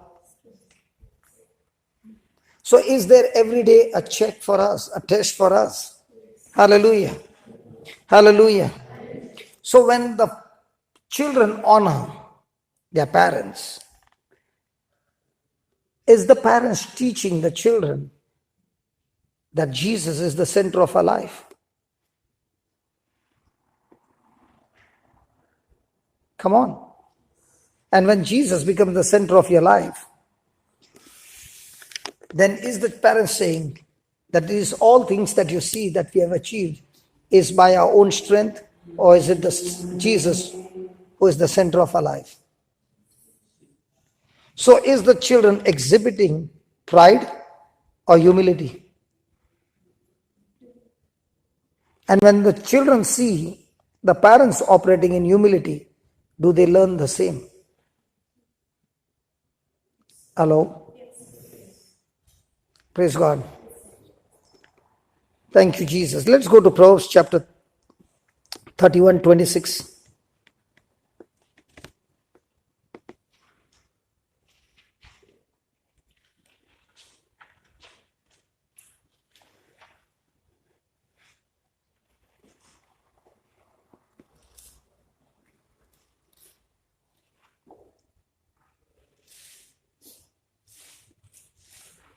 Is the Proverbs 31 speaking about the woman, a wife and a mother? See, most of the marriages, they use the teaching on Proverbs 31, speaking about a husband who has found a wife who is honoring God. Hallelujah. And that chapter speaks about a mother, a wife who brings about the blessing not only to the family, but for generations. When you go back home, all the sisters, please go to the Proverbs chapter 31, the whole chapter. Praise God. 31. It speaks about a good wife. It speaks about a good mother. You have never heard any sermon during marriage? Many times they choose this Proverbs chapter 31. Never heard? Or might be you are too busy.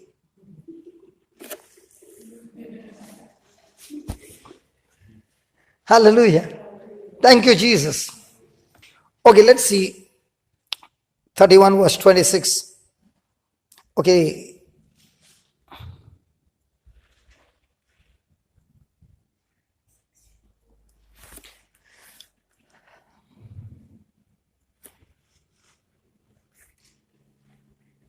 Okay, let's start with 23. Her husband is known in the gates when he sits among the elders of the land. She makes fine linen and sells it and delivers girdles unto the merchant. Now, is this a woman who is just a housekeeping, or she is a wife who also helps her husband, and she is a very hard working wife? Praise God. So she is making linen, she sells it, she delivers girdles unto the merchant. Strength and honor are her clothing. And she shall rejoice in the time to come. She opens her mouth with, and an inner tongue is the law of kindness. Praise the Lord. So if this mama, when she opens her mouth, out of her mouth comes wisdom, out of her mouth comes kindness, is she going to impart the same training to her children? So is it going to take confrontation and discipline? Will the children rebel? So will she keep quiet, or will she still go to discipline them? So will she discipline them in kindness? Okay, let me put it this way. Have you ever heard the word pity and compassion? I felt so pity for that person. I felt compassion for that person. What's the difference?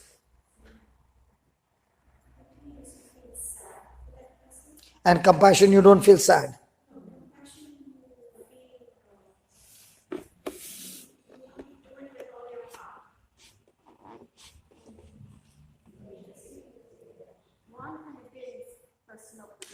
Pity is not good for the person because it's disempowering them.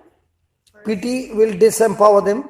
Yes, whereas compassion is more to do with perhaps love. Compassion is love, and pity has no love. I felt pity for that person. She was in such pain, I could not bear it. I just felt pity for that person. Okay, I'll tell you. When a person is feeling compassion, is feeling sorry for the person. But he doesn't want the person to be in that state, and that's why the person moves into action and does something to get that person out of that situation. That's compassion.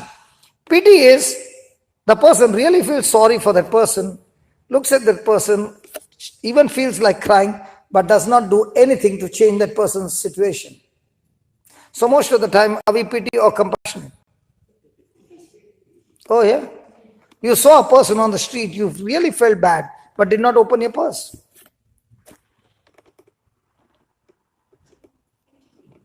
So was Mother Teresa full of pity or full of compassion?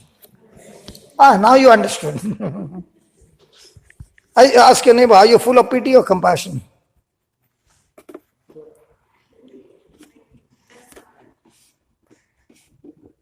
So this mother is a mother of pity or compassion. That's why she will not wait. She will do something or the other to change her children. Because if she doesn't take action, the children will follow the wrong path and get lost. Hallelujah. Hallelujah. So in this scripture is the word of God talking about the mother. So that means the father has nothing to do. Scripture teaches us that God has given both the parents the anointing to discipline their children, to confront their children. Praise God. In my life, I'll tell you honestly, in my life,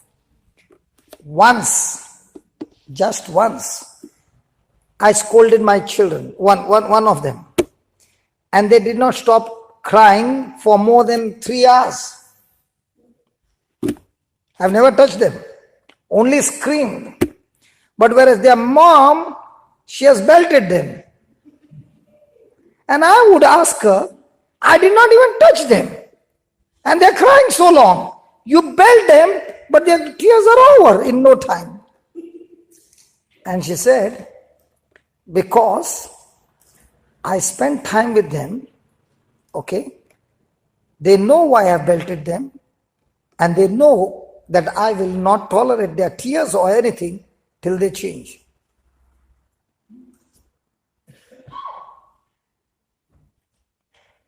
I could never touch them. There are many things that have happened, and I thank God that she is the one who did it, not me. That's why when I'm teaching this, I'm feeling so guilty, condemned. That's why the words are not coming out fast. She was a father, she was a mother, and I thank God for that. Not she was, she is, sorry Lord. She is the father and mother. What I'm trying to say is from childhood. I still remember one day she said to my daughter, she was studying maths, and she said, why don't you go and ask Dad? And I think it was the elder one who asked my wife, Dad knows maths?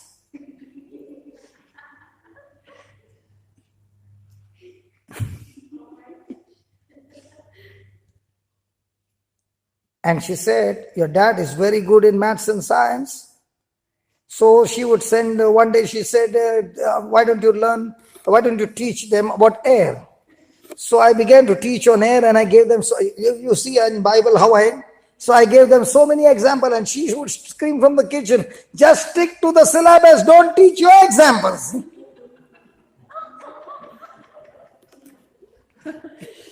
So for me to teach means, I want them to get it right inside. And she was like, just get them, only stick to that syllabus, don't teach them more and get them confused.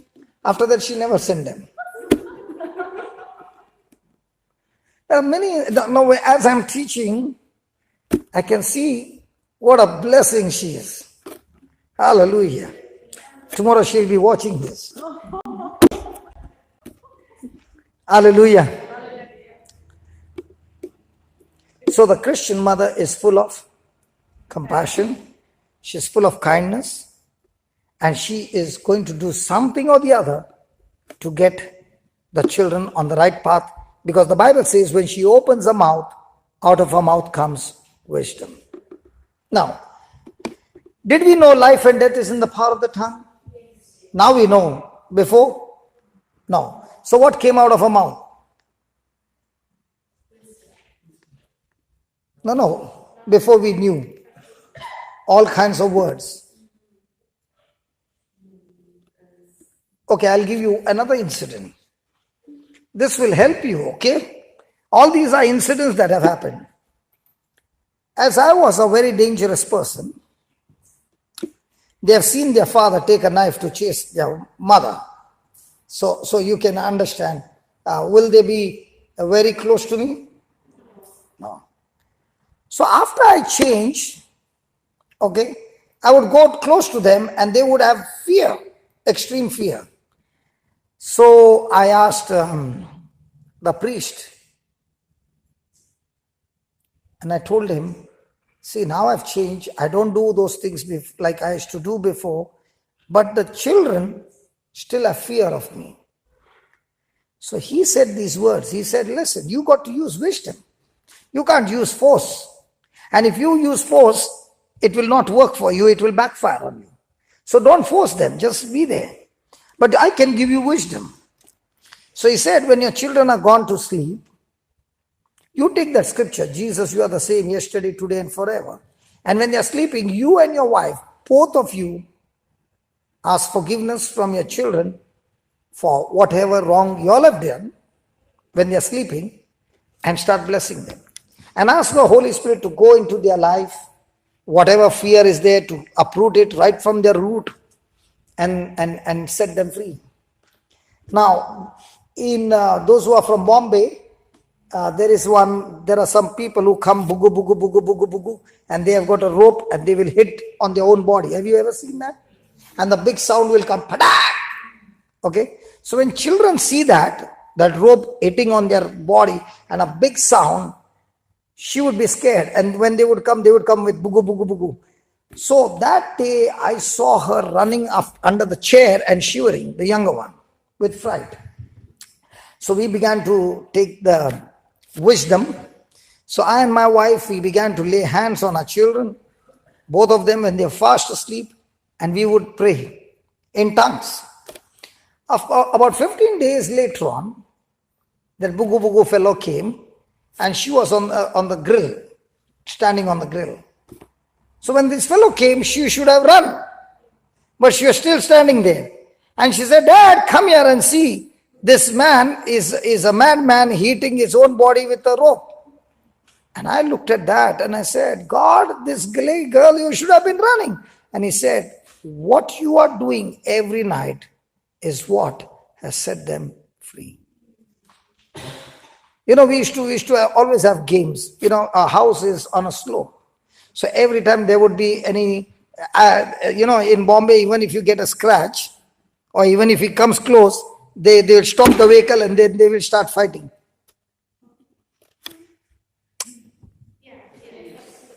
Okay. So it will become a big, everybody will assemble. So it's a very common this thing. So one day we were all from the window watching, and I said, "Babies, come on, let's go and stop the fight." They said, "You want to go there down?" I said, "No, we can stop the fight from here." They said, "You can stop the fight from here?" I said, "Surely. You want to see?" So they said, "Yeah, I want to see." I said, "See, we are going to use Psalm 91, which we say every day, okay? God has given his angel charge over us. So we can tell the angels, go there, and those demons who are being used, the bodies that are being used by the demons to fight, let's get those demons out, telling the angels, go and fight with those demons, not the people." So they said, "Dad, does it work?" I said, "Let's do." So we caught hands and we said, "Angels, go forth now, and those demons who are causing this trouble, get them all out in Jesus' name." And we began to praise God. Within 3 minutes, the fight stopped. The next time the fight took place, what will they say? "Dad, come on, let's go and stop the fight." Where did they learn? Are you following what I'm saying? So when you teach them something practical and they see it happen using the scriptures, what will they do? They learn the same to do it. The next time you see the next door neighbor is screaming, yeah, so they can't even scream. The cops will come and take them. There, the cops will come and go, "Chalo roko, hum aa jana." Hallelujah. So, even if there's a fight, let's say the Cold War, you can fight it by commanding the angels to go forth and set them free. Praise God. So, is the mother giving wisdom to the children? Yes. Is the father giving wisdom to the children as well? Hallelujah. Thank you, Jesus. So, the father is the head who is responsible to bring the scriptures to the whole family. But the father himself is not living on the scriptures. Can he show the family the supernatural work of God through the scriptures? Now, somebody might, this is a thought that comes to me now. Somebody will say, "Brother, you said it works for the children. Can it work for my spouse? My spouse is full of fear. Can it work for my spouse? Surely, my spouse is all the time drinking alcohol. Can it work for my spouse to be free from alcohol?" It can work for anything and everything. Let me give you an example. The husband is drinking, okay, and he's still drunk and he's on the same bed. Can the wife put the hand on the body? No. The wife can't touch the body. She's sleeping next to him. She can do.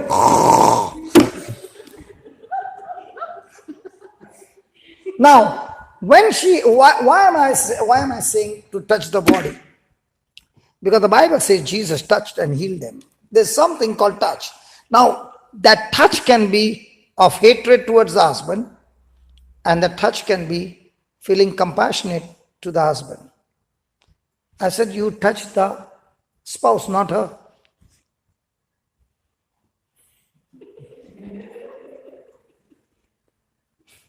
They both are practicing touching.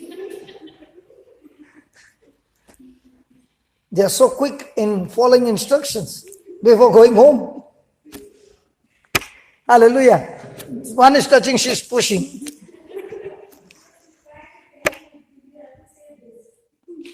Okay. So something was happening there. I saw that. So she touches. If out of her comes hatred, the prayer won't work. But if out of her comes love and forgiveness, and she says, Lord, I don't know why my spouse is behaving like this. Surely some things have happened in the past. Why were my children scared? Because of the incident that had happened. But Lord, you can go back into their past, into this, my spouse's past, and destroy that which is causing him to behave like this. I don't know, but you know it. So Lord Jesus, I thank you that you are walking into the past and setting my husband completely free, or my wife completely free. And I thank you that it is done. And now every day you are praising God that it is done. You will be amazed that so many of them came back with testimonies saying, brother, it works. Because it's not working through your power, it's working through the Holy Spirit power. And once you start using the scriptures, you can deal with everything that is happening in your children's life. I read once an article. There was this father who had 3 children. The mother had died, and the father was, raising them up in Christian values.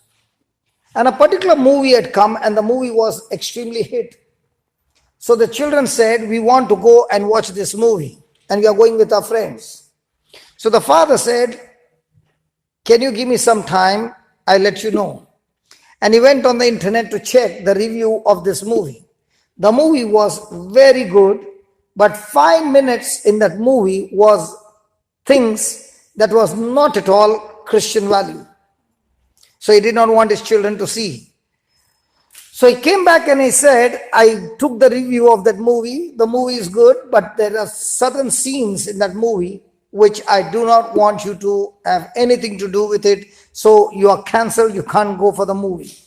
So the 3 children were very, very annoyed, and they were, but they never rebelled against their father, but their mood was gone. So the father decided, now let me change their mind. So he began to prepare cookies for them, which they love. So as the cookies were getting baked, the aroma went, the children came down, and they began to eat, and it was very tasty. So the father asked them, are these cookies very tasty? And they said, yeah. And he said, I've prepared cookies so many times, but these ones are special. I've never used one ingredient that I've put in this cookie in my life. And that's why it's extremely tasty. So they said, Dad, what is the ingredient that you discovered which brought such a taste?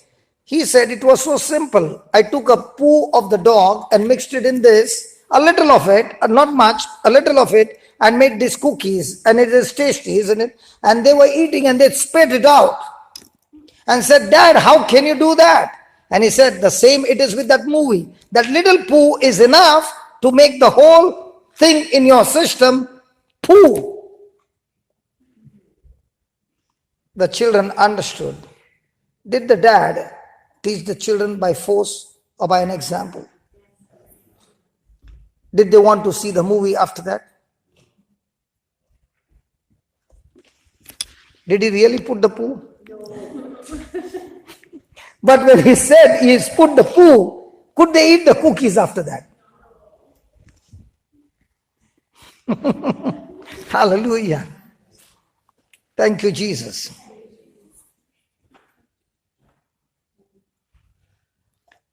So is the father responsible to confront and discipline the children?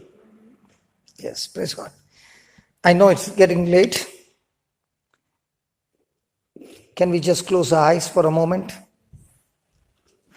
And let us look at all that the Lord has taught. My friend, just as you are listening to the teaching, I am also one of you. I have failed miserably. We have all failed somewhere or the other. The child, God has given us these children to teach them and train them and prepare them for His kingdom. We ourselves have not prepared ourselves for the kingdom, but for our own selfish desires.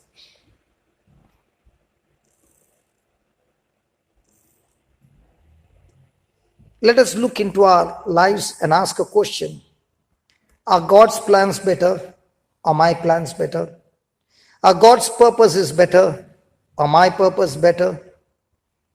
The Lord says, seek you first the kingdom of God and His righteousness, and everything else will be added. Lord, we want everything else, but the Bible says, seek you first the kingdom. Instead of seeking the kingdom, we have been seeking the ways of the world. And our children have been trained looking at our own lifestyle of the desires of the world. We ourselves have been a rebel against God. The word of God in Hebrews speaks about God disciplining us as a father disciplines the son. And that disciplining is only because we can be taught, trained, even though it is uncomfortable, even though it is painful, it leads us in the right direction.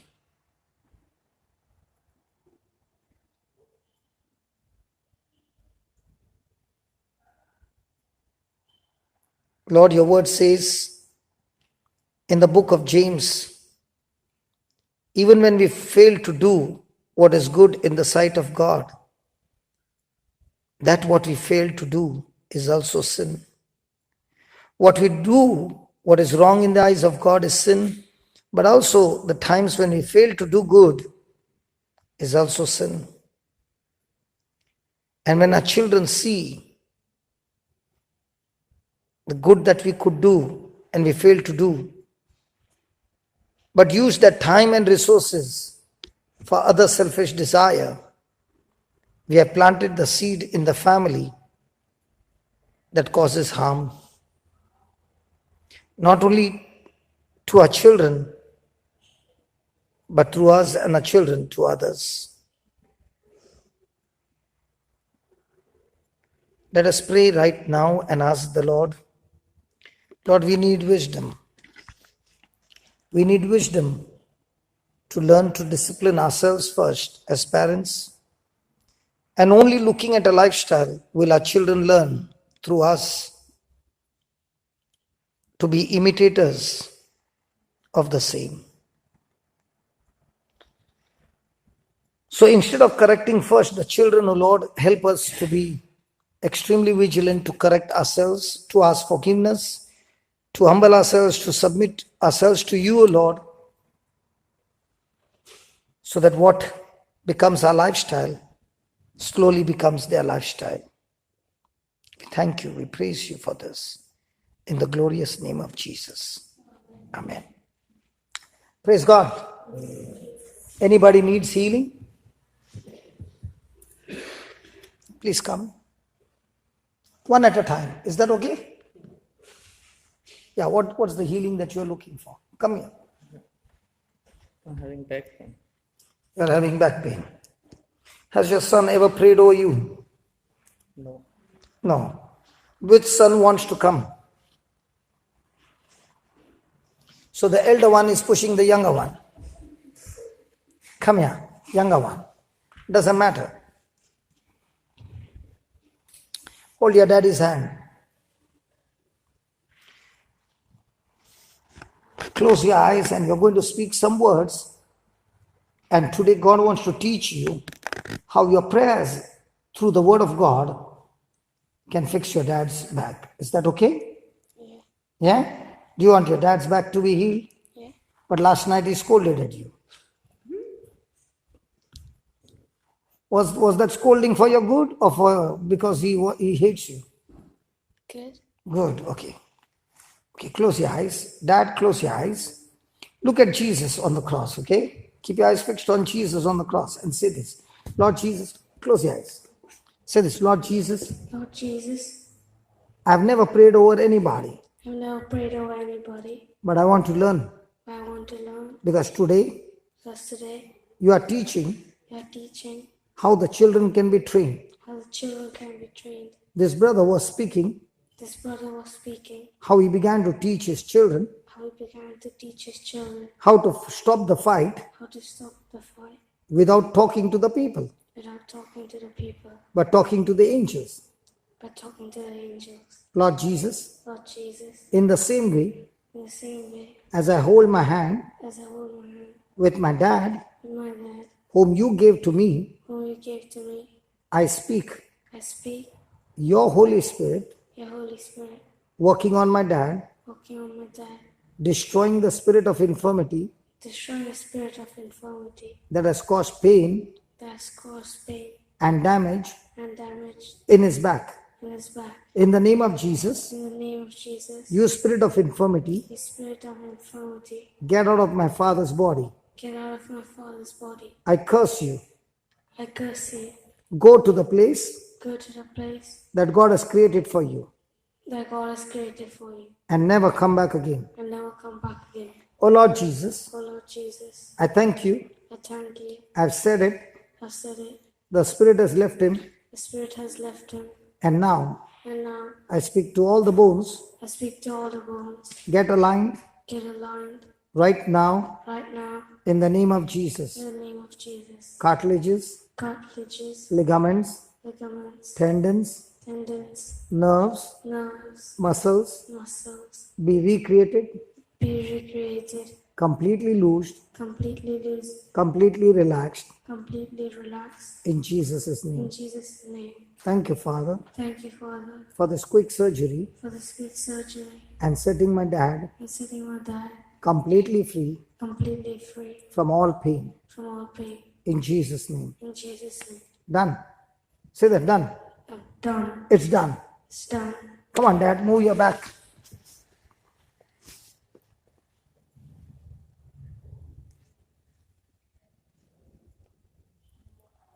Something like that. Yeah. Are you staying with your dad Yeah. in the same house? Yeah. And when dad is in pain, you did not even open your mouth and pray. So did your prayer work? Yeah. So now do you learn? Did you learn that prayer has got power Yeah. through the scriptures? Yeah. Praise God. How many years you suffered? More than 20 years. And recently, from last January, Hey, just speak it on the mic.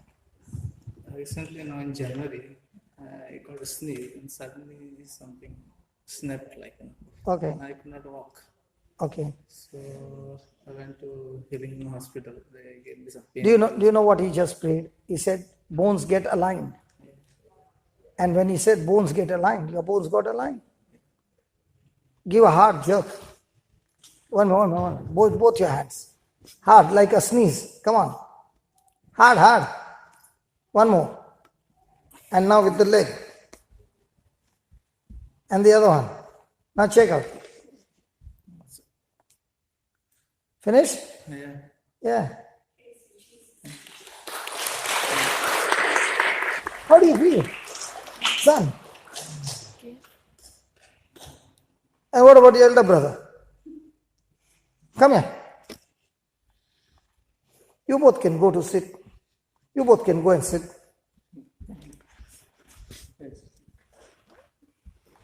Where's mine?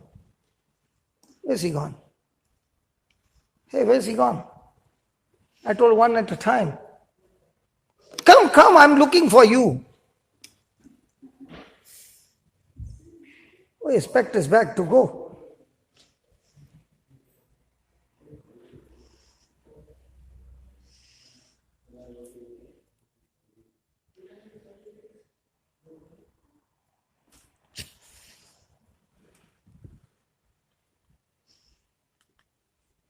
You said you were taking painkiller and how many tablets? 24 tablets. 24 tablets a day. Stand here. Stand here. What's wrong with you? I have pain in my leg. Okay. Is it there now? Oh no. It's gone. There's no pain? No. Do something that was causing pain. He already prayed. Who? Brother Vincent. So now the pain is gone? No, yeah. A little is there or gone? Little. Little. Yeah. So let him remove that, no? Little. Okay. Son, are you ready? Yeah? Now you saw your younger brother do it. Don't you want to do it? Don't you want to do it? Okay, hold his hand. Close your eyes and say this. Lord Jesus, Lord Jesus, I thank you I thank you for loving me. for loving me. You gave me an opportunity You gave me an opportunity to learn to learn from you from you and to renew my mind and to renew my mind and train myself and train myself that I can that I can get victory get victory over sickness, over sickness, situations situations in my life. in my life. Oh Lord Jesus, Oh Lord Jesus, as I hold this brother's hand, as I hold this brother's hand, the same power the same power that healed my dad that healed my dad 20 years of affliction, 20 years of affliction, that same power that same power flows into you, brother, flows into you, brother, aligning all your bones, aligning all your bones, muscles, muscles, tendons, tendons, ligaments, ligaments, cartilages, cartilages, bones, bones, lubricating them lubricating them and setting you free. and setting you free. You are not only set free now, You're not only set free now, but every day of your life. but every day of your life. I thank you, Lord, I thank you, Lord, that you not only healed him of his body, that you not only healed him of his body, but he is learning, but he is learning, like me, like me, to believe the scriptures to believe the scriptures that heals and delivers people. that heals and delivers people.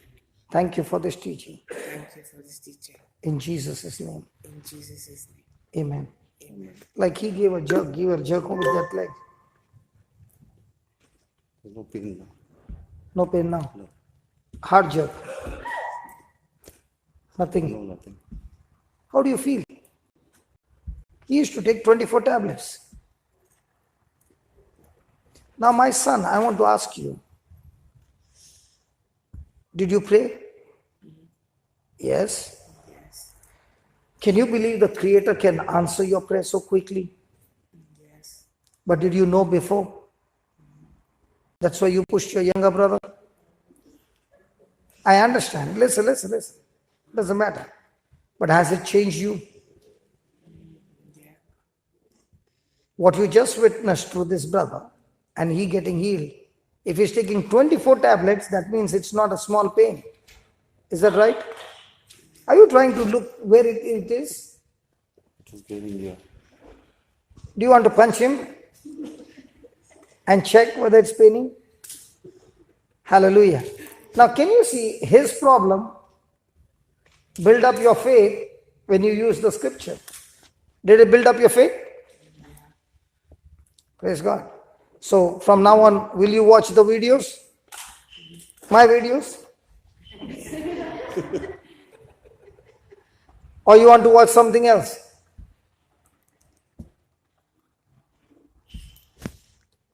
No, that's between me, us. Don't interfere in between. Now, watching this video, is it going to educate you for your betterment, for your future? Okay? Thank you.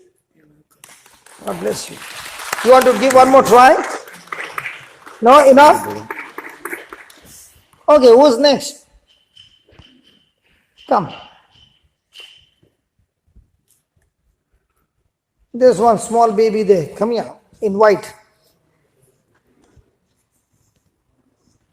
She came with a smile. Might be she was only waiting when he called me. You wanted to come? You also didn't want to come? So you don't want to pray for him? You do. What's your problem? Brother, I'm having osteoarthritis Arthritis, fantastic. on both my knees. Okay. Now let me explain to you. What is arthritis? Arthritis is, have you ever eaten chicken? So when you eat the bones, you see, the joints, you like this, right? There you see that fiber-like thing, the soft, where the bones meet, that fiber has been eaten up, totally damaged. So those bones, they rub against each other. So if he doesn't have the fiber, what healing he'll get? Correct? Now this time you're going to pray that God will create new cartilages for him. So the moment the cartilages are created, in the next 3 minutes, the bone problem is gone. Arthritis can be arrested, but not cured, because that portion is damaged. Is that right? So now, you are going to pray, and I'm going to teach you. Are you feeling like crying, baby? Sure? You are feeling sleepy? Don't worry, your sleep will go. Okay? Will you repeat what I'm saying? Believing? Yeah. Hold his hand.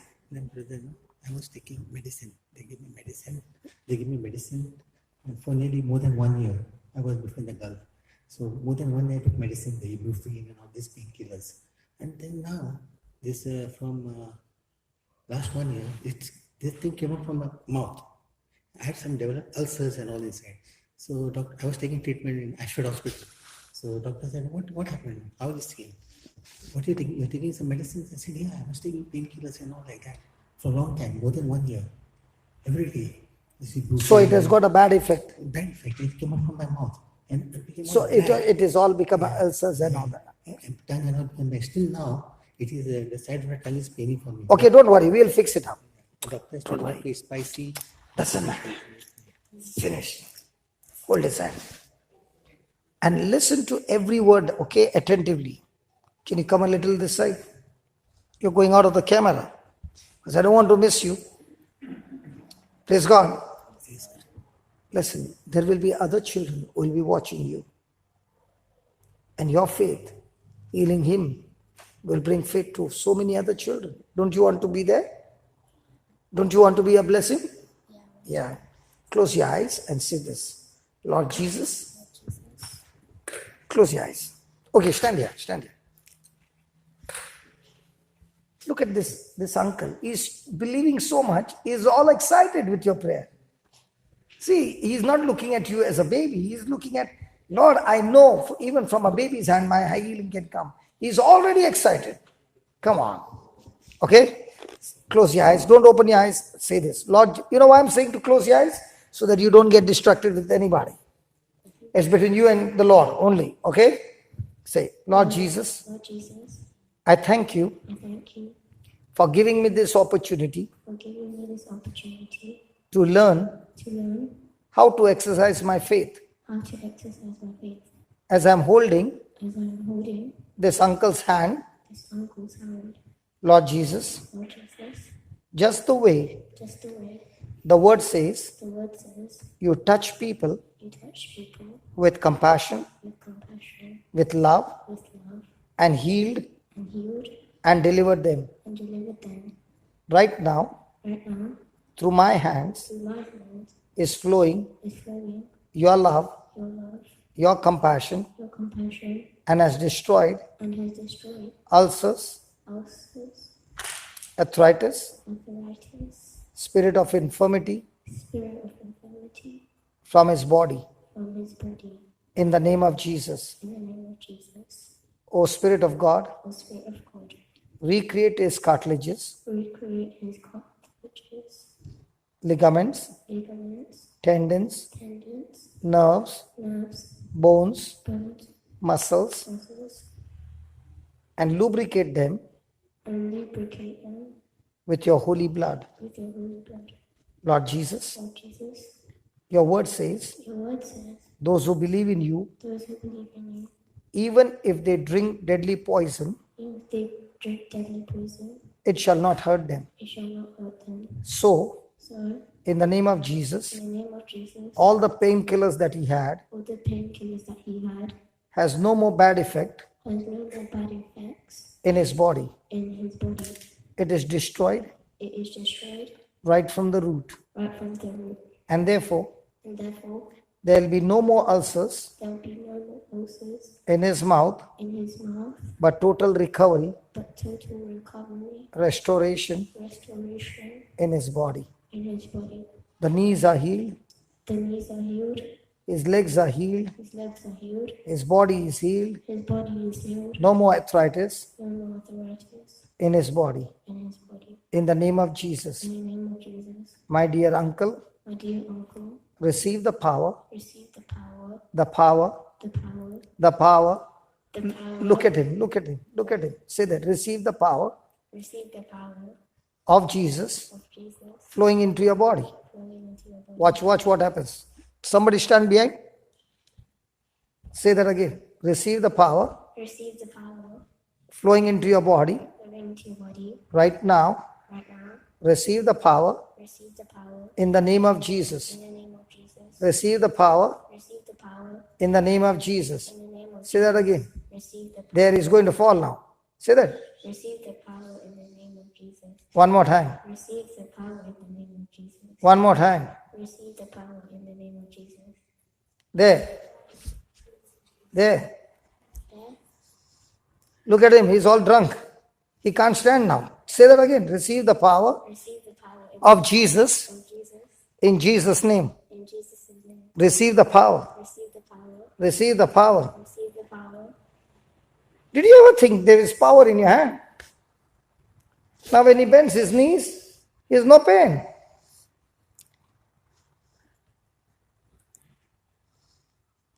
He himself can't believe it. This one become light. This light is there. Slight is there.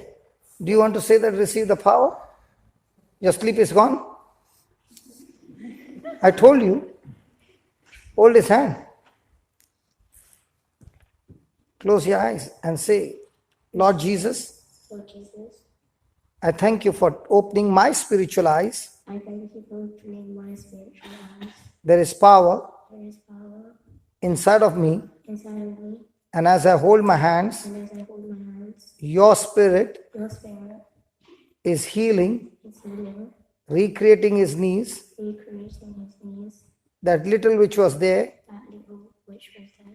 I command you, I command you, get out of his body. get out of his body, How will you say like a soldier? Get out of his body. get out of his body, Come on, say it loudly. get out of his body, With authority. With authority. Get out of his body. get out of his body, Right now. right now, In Jesus' name. in Jesus' name. It is finished. Some cracking sound was coming. Yeah, I know that. Yeah.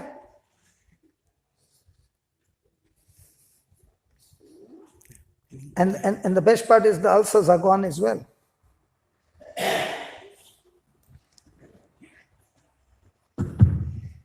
Isn't that $1 million smile?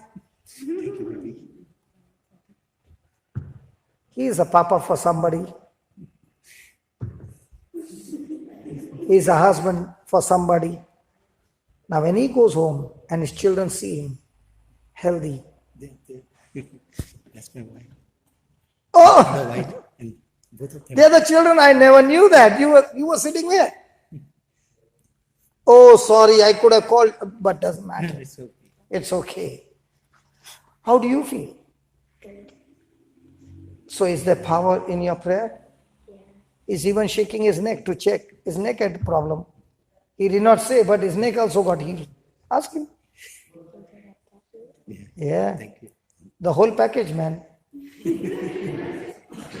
So my question to you is, if children are taught at this young age, when they face a trial, where do you think they will go?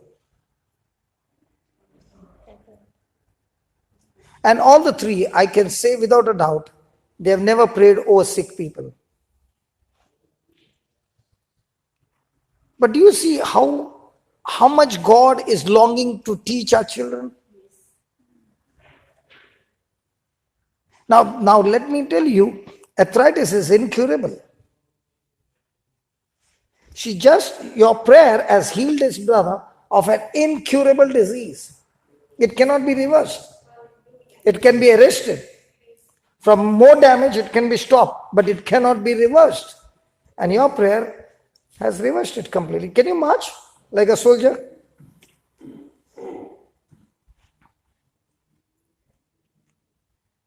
Can you walk a little faster? You were not walking like this. I'm not looking. Looking at that. I couldn't climb. I had to see. You could not climb. Climb Why the don't you steps. climb this? Steps. No. No, The not steps. this. Okay, Steps. climb the steps. Go like this and come from there. Thank God he did not say, can you climb from here? No, don't take the support. Just walk.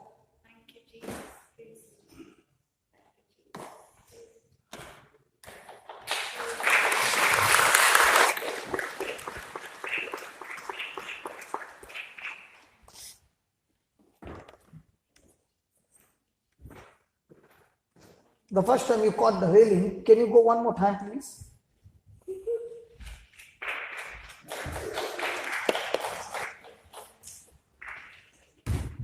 Oh. Sorry. No, whatever was wrong has got banged and got become all right.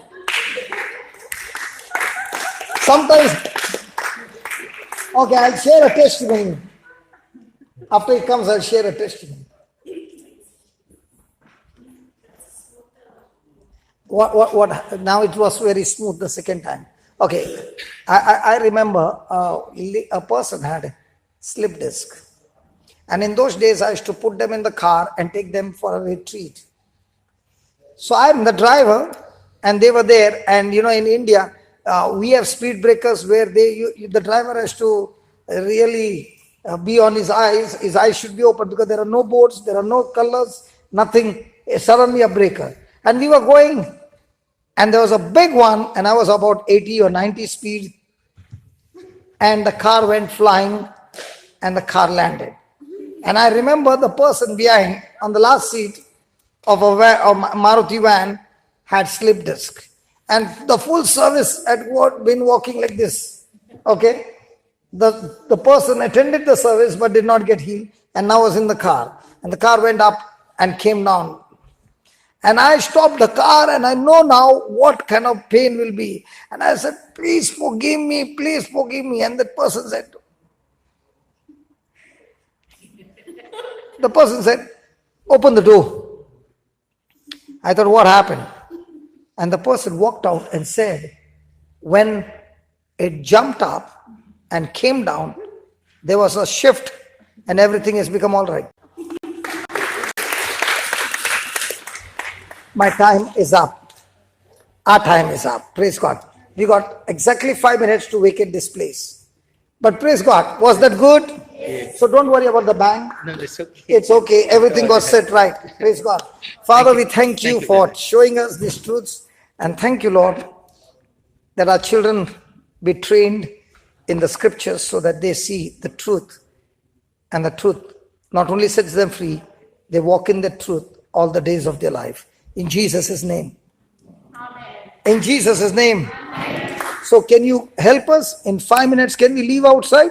Yes. We can meet outside the door. Praise God.